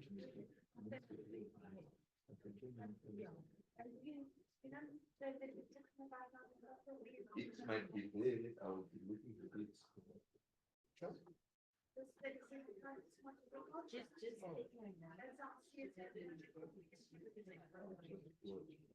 They're part of the partnering.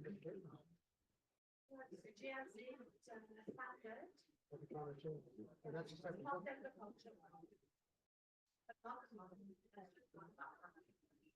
Yeah, but I'm just gonna use that. Project and use it.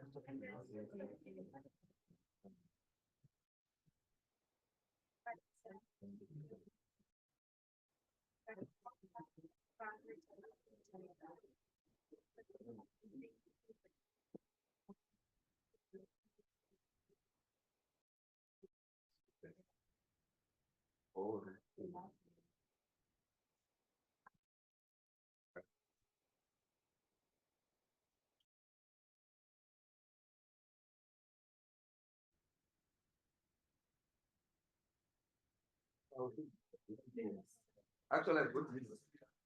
I put this in. No, I want to call him.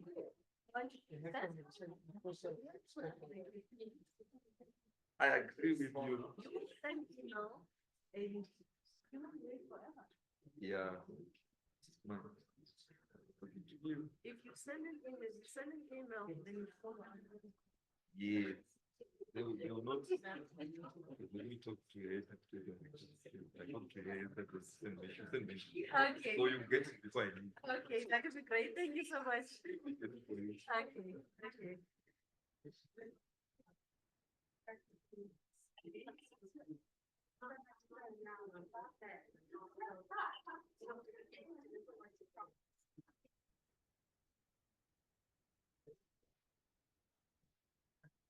Partners, it also remain on. So I'm going to The pathways, I think we spoke about.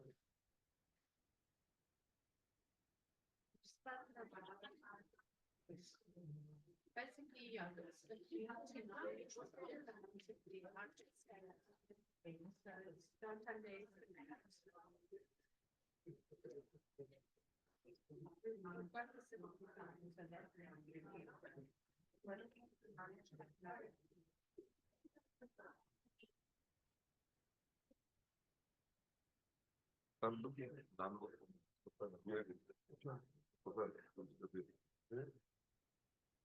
All about data.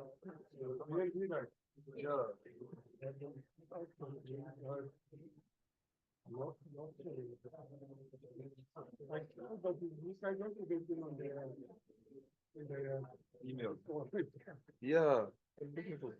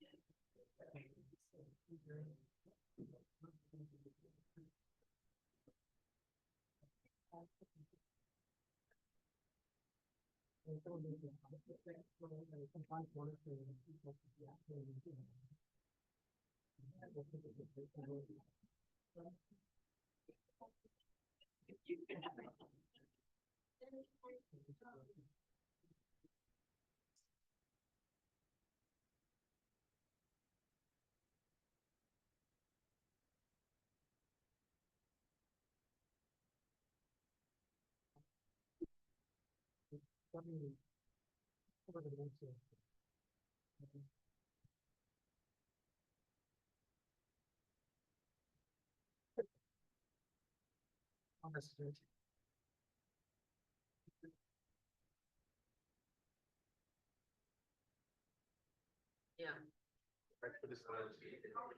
Michelle also takes copies. Yeah, I take lots of that, so yeah.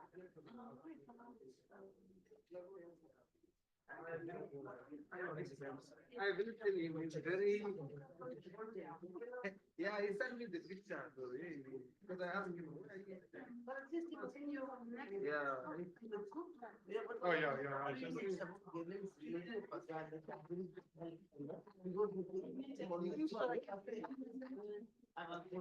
No, I'm just my observations.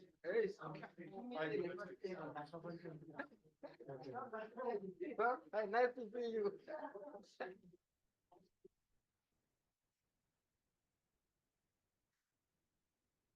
All right, all right, all right, all right. We're now going to do feedback sessions, 10 minutes per group. I tried to get them. Another way to get them back is to start. We're starting with you. You want to start with finance? Or is governance, does governance what? I don't see, I'll find. You've got 10 minutes, including your presentation and your additions and everything else that you need. I'm finding everybody. They must be in the toilet because I looked everywhere. There's no one in the toilet. Our people have disappeared. Who has stolen our participants? We're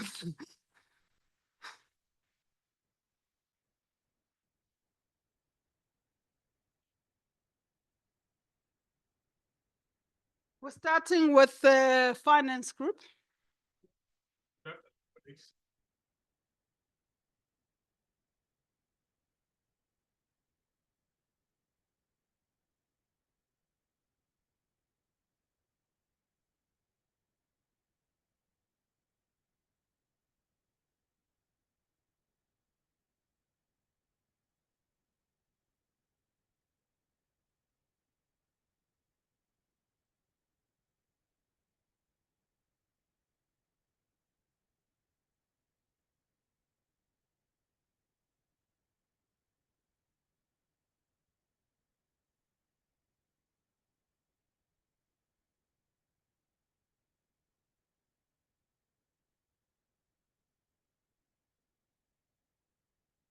Any barriers and so on. And we highlighted some of the key strategic interventions to say there are opportunities for financial institutions to assist us to address water challenges in the country. And some of the solutions or proposed interventions was that maybe we should propose the fact that 5% of the budget from those financial institutions needs to be ring-fenced and be channeled towards the water sector.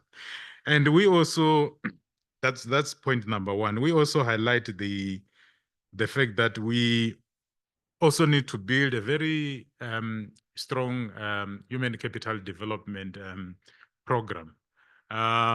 We don't want to lose skills that we have built, and we should also look at the policies, strategies, plans that we have currently, whether those policies, plans are assisting private sector to be able to operate without experiencing any barriers and so on. I always laugh when some of the colleagues to say government will create 5 million jobs.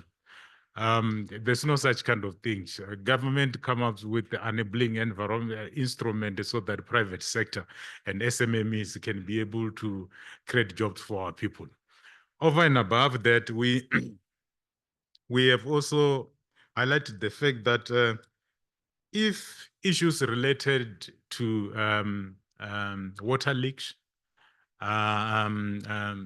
monitoring and evaluations are addressed by private sectors, but we need to be mindful of the fact that we don't want to be accused, especially by union guides, to say, now you are coming up with privatization. Remember, unions don't want to hear such kind of things. Our proposal from our team was that private sector needs to be allowed to build, to operate, and also hand over. We have seen that model, I mean, with some of the properties or offices that are public-private, I mean, owned, using that model. Another issue that, I mean, it was also highlighted was the fact that the wastewater treatment plants that we have in the country, we are not, in fact, they are deteriorating and we are not using them efficient, let me say optimally, because they are not, we have not yet arrived at the efficient, I mean, level. You look at other countries in Europe or Middle East, they use those wastewater treatment plants to generate I mean, agriculture inputs, especially fertilizers.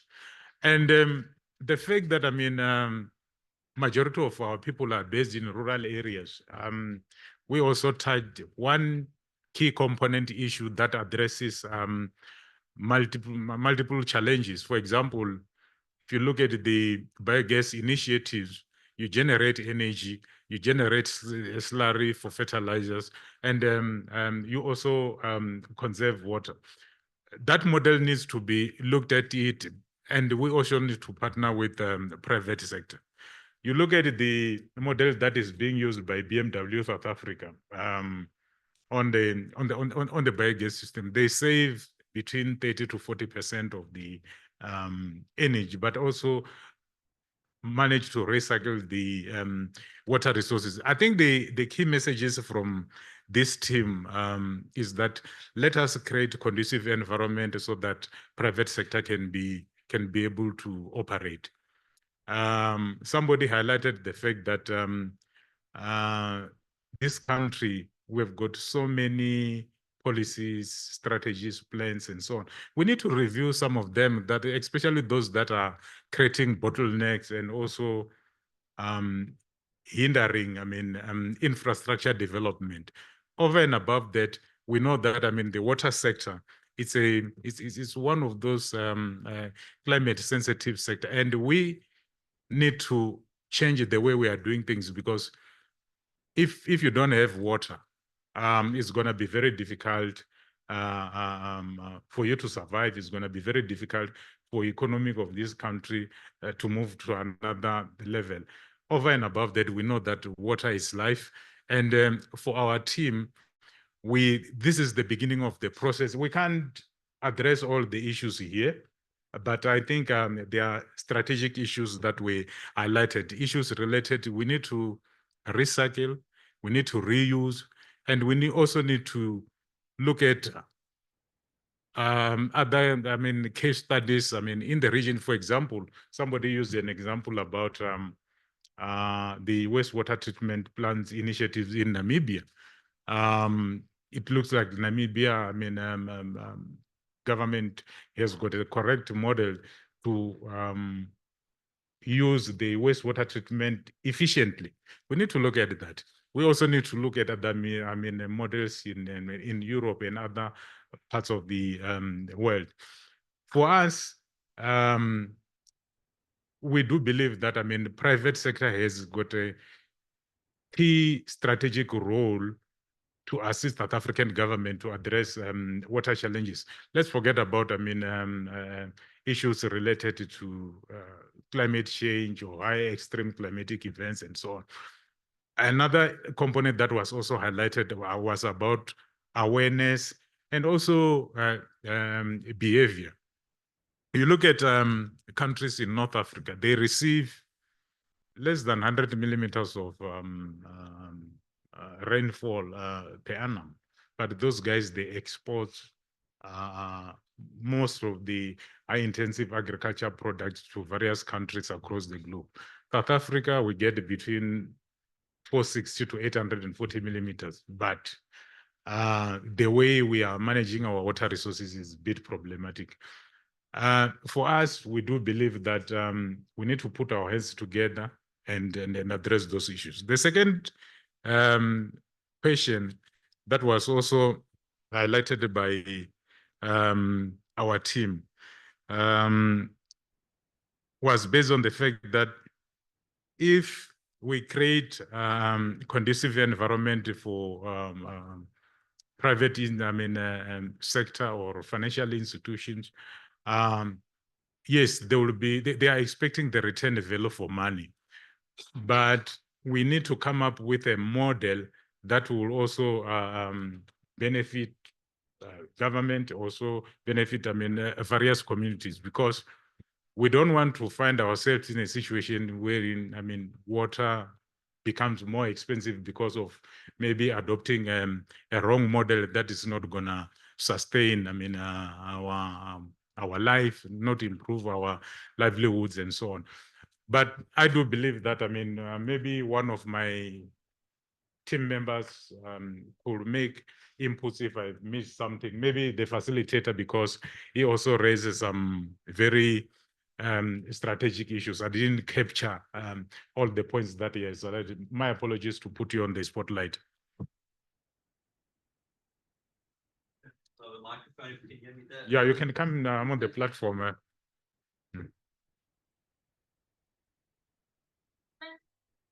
No, you can come in on the podium. There's nothing wrong.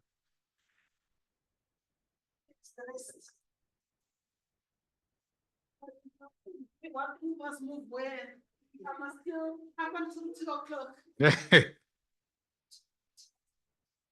I think, thank you, Sylvester. You've captured, I think, most of what we spoke about accurately. I think the one thing that remains, obviously, is there's and you did raise it with respect to an enabling environment, but we need to make sure that when we talk about infrastructure investment and upgrades and enhanced, improved infrastructure, we also need to make sure that state plays its role in creating that safe space as well. We need to talk about corruption. We need to talk about issues such as construction mafias or barriers to making sure that our water resources and infrastructure actually protected. I think that those are the main issues that we raised. Yeah. Anybody else? Maybe last point from my side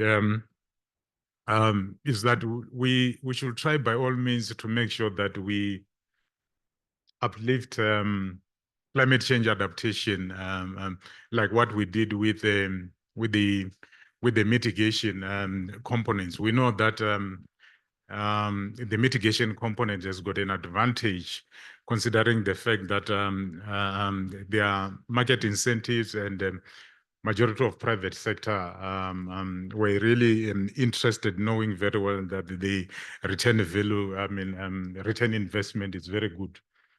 And we need to demystify this perception that, climate change adaptation is the responsibility of government because of low return.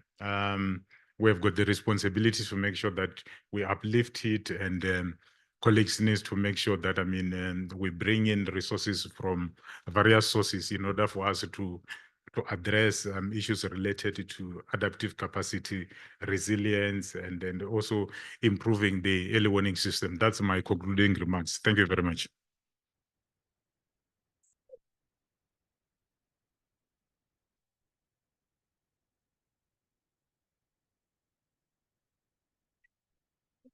Yeah. I'm just checking if anyone else wants to say anything on this. Maybe you are not in that group because I just bullied everyone in terms of where to go, and you had an important point that you wanted to make. This is the time, just as an addition to what's been said. Going, gone. Thank you very much to the group and Sylvester and for presenting that work. All right, so now this side.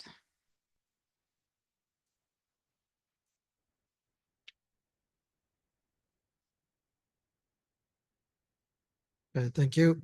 My name is Nanda Govender. I wearing two hats from the SWPN and also from Eskom. I'd like to thank my tables there for, I think about 10 pages of notes, which I had to crystallize down into a couple of themes, but let's see how it goes. So the one thing that got me going, and we always talk about, what is the burning platform?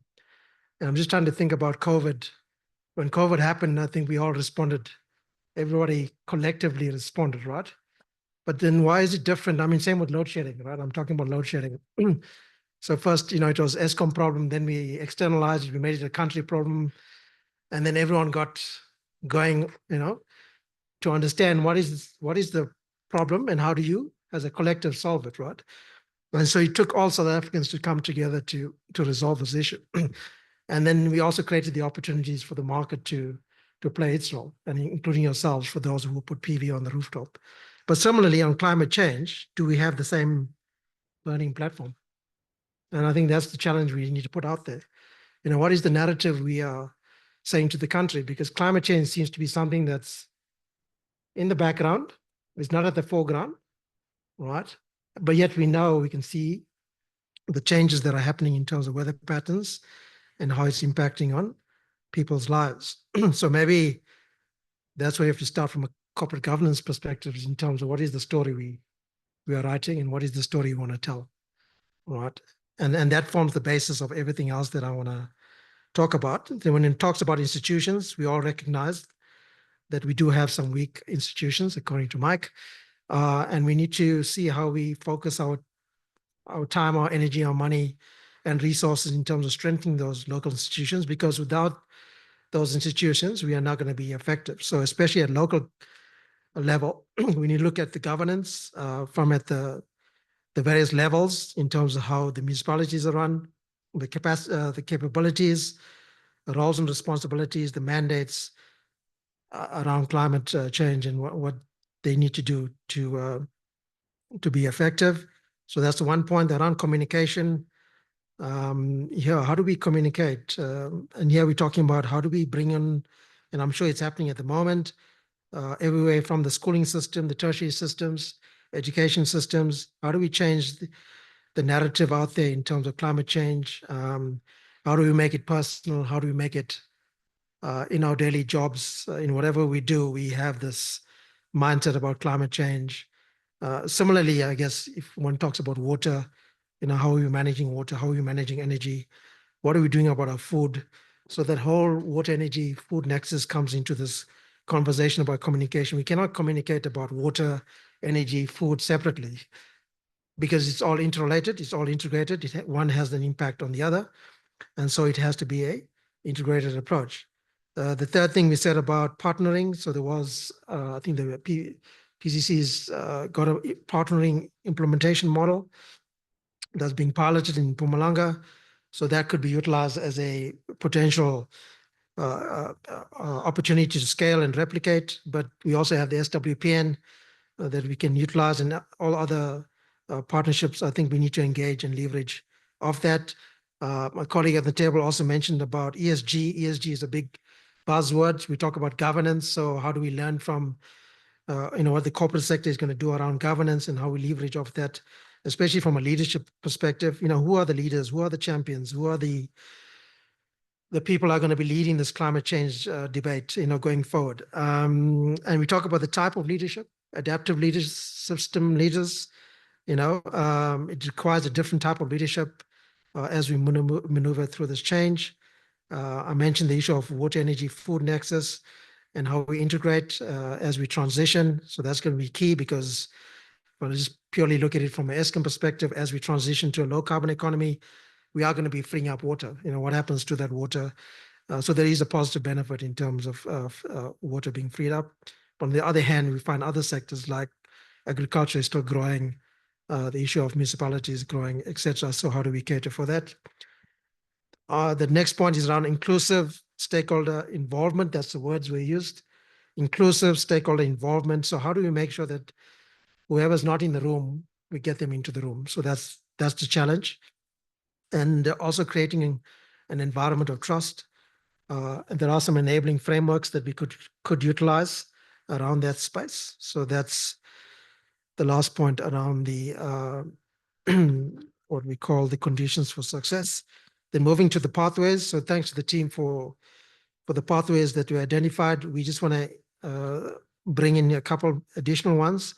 So we asked the question about, how do we bring the people along? So there's obviously a people element, which is it's got to do with all of us, right? We're all people here, and nothing's going to happen without the people at various levels. So how do we bring people along, whether it's in terms of the utilization of technology, innovation? We spoke about diversity, equity, and inclusion. That's all part of people. We talk about leadership. That's also part of people. So all of that needs to be part of it. And I brought in the issue of the storyline and the narrative, and how do we then also bring out the awareness and the mindset change and behavior change that's required, so that we are more adaptable to this climate changing world. The next one was around the partnerships. Just building on that, we just commented that it has to be fit for purpose. Everyone has a role to play in the partnership, but I think it's all about risk as well, especially for the private sector and businesses concerned. It's always about risk, right? So I think if you quantify what the risk is, I'm sure you're going to get them around the table in terms of how is that going to impact on their business going forward. Obviously, from a government perspective, they obviously have a social mandate. And so how do we bring them on board? And then civil society and environmental NGOs, how do we bring them all as part of this process? There was Tendai Rose brought the issue of citizen science, knowledge dissemination, local knowledge, early warning systems, the data, the information, how do we package that? How do we make it applicable so that we could prepare everyone for what's coming? Compliance monitoring enforcement, I think is a key point. It's the role of the regulators to play this role, but I think there as well, we're also picking up that either due to capacity or whatever reasons, that role needs to also be strengthened and capacitated, and also do it in an integrated fashion. So we have many regulators, whether it's DMRE or DEF or DWS, how do we integrate across that? And then the last point around the pathways we mentioned was around creating a learning organization. So, how do we create a platform that we are learning? So all the research institutions, organizations, the knowledge hubs, bringing about the culture change, the behavioral change, but using science, science-based, knowledge to be able to influence this going forward. So we have to learn, we have to grow, we have to adapt to what's coming at us. So yeah, that was the last point. I'm just going to open to my teams. Anything else that I may have missed off? Colleagues, you're free to add. Thank you.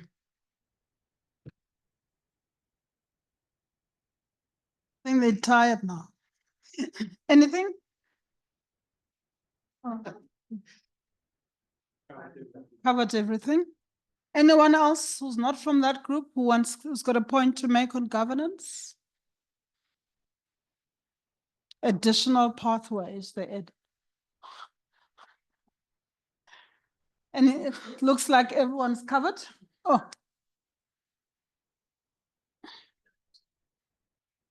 Thanks, Pam. I think both groups spoke about early warning systems. I just wanted to ask, what about early warning systems?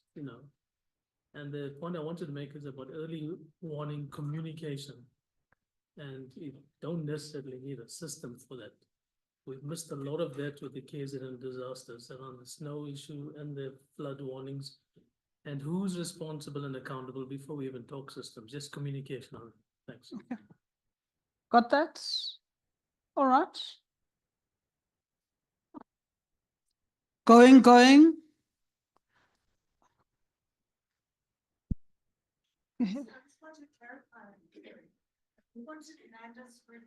I didn't, maybe I wasn't listening properly, but just in how they were thinking about addressing the municipality question. You did say something about it, but I didn't get the whole point. Group?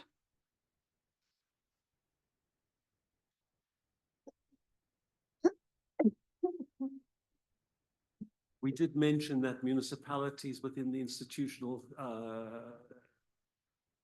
universe were the weak node, and that meant that overall systems, which have to start from the national and get down to the local, were weak because of a weak part of the system. I think that was all. Yeah. All right. Are you happy? Are you ready to do the wrap up? No, that's fine. I'm gonna go there.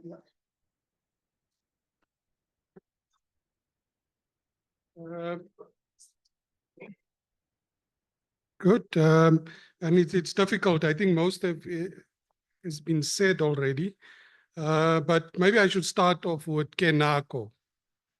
And the day was started with now is the time. I think it's we must stop talking and we must start implementing. I think the issue around collaboration, integration, coordination, cooperation, it just goes on and on and on.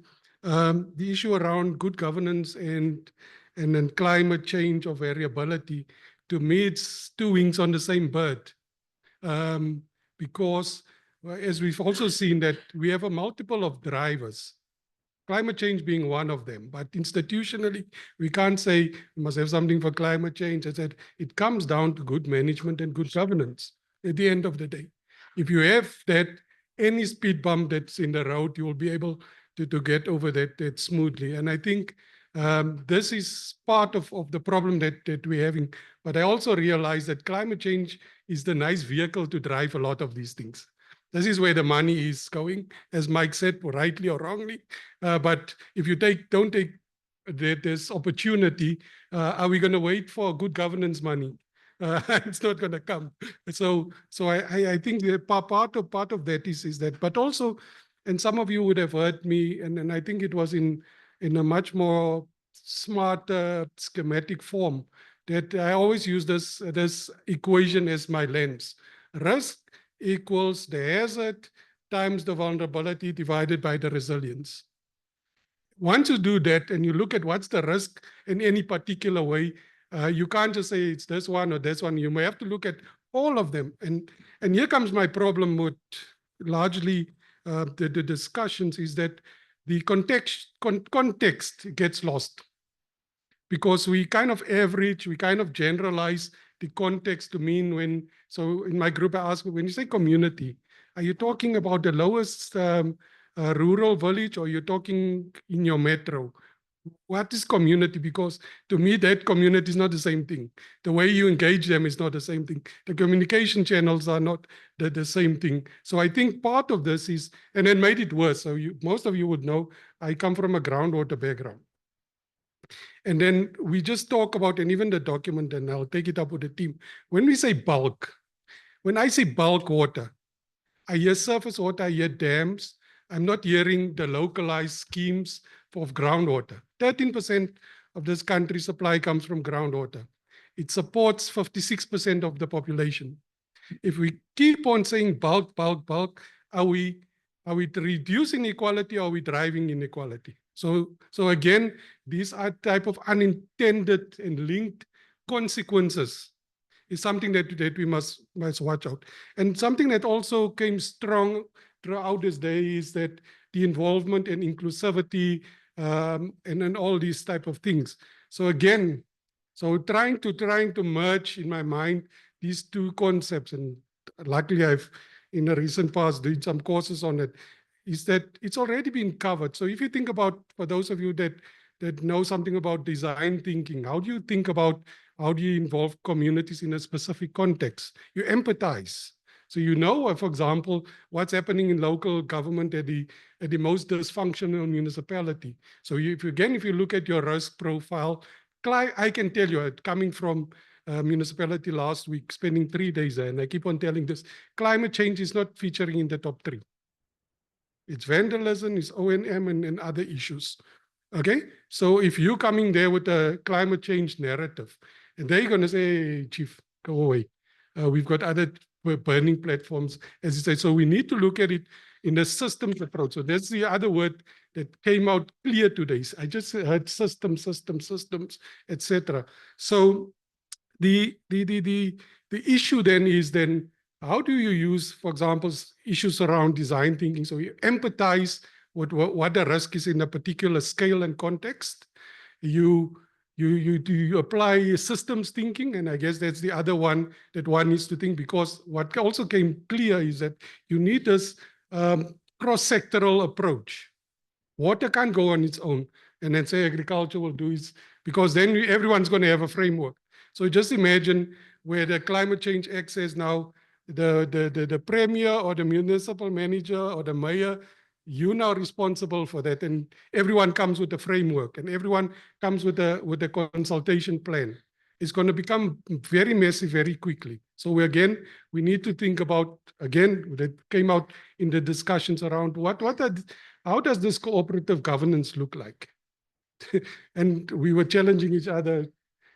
Can you identify a good example of that? And again, so I think part of that, but the PCC has as we had a partnership plan and those type of things. The other overriding problem for me is, and maybe part of for some of you that have read the State of Climate Action Report, that says, and someone must help me here, what 82% of the money goes into mitigation, 12% goes to adaptation, and 16% go to a hybrid form. So you see also what's happening, even if we say don't talk about climate change in that way, you keep on, and we're not saying take off mitigation, but bring that adaptation number up, because this is then, if you think about back to the formula, this is how we build the resilience. This is how we build the climate smart infrastructure, etc. This is where these type of funds should come from. But it's not just about what's the next flood and what's the next drought or heat wave going to do, but how do we provide systems that we can operate and maintain much more easier, because that's part, and then so you then tick off some of the other issues. So I think part of and maybe in closing is that we need to think about what's the type of impact that we want to realize, because then the rest of the other things then become kind of what's your activities, etc. And then lastly is around how do we stimulate more uptake of new technologies? How do we fund more research and innovation, not just from a water sector perspective? How do we, government also need to this, I think we're still stagnating at 0.6% of GDP that goes to innovation. How must that number go up for other things to perform better, etc.? So I think it's, and again, to me, the thing is around, we must not forget, the takeaway is, what is the context of wherever we look at things? What's the scale? And how do we bring all sectors on board? For example, in the water and sanitation stream, but not looking at it as a stream on its own, but a network of streams, etc. So, Chair, and that's my closing. Thanks.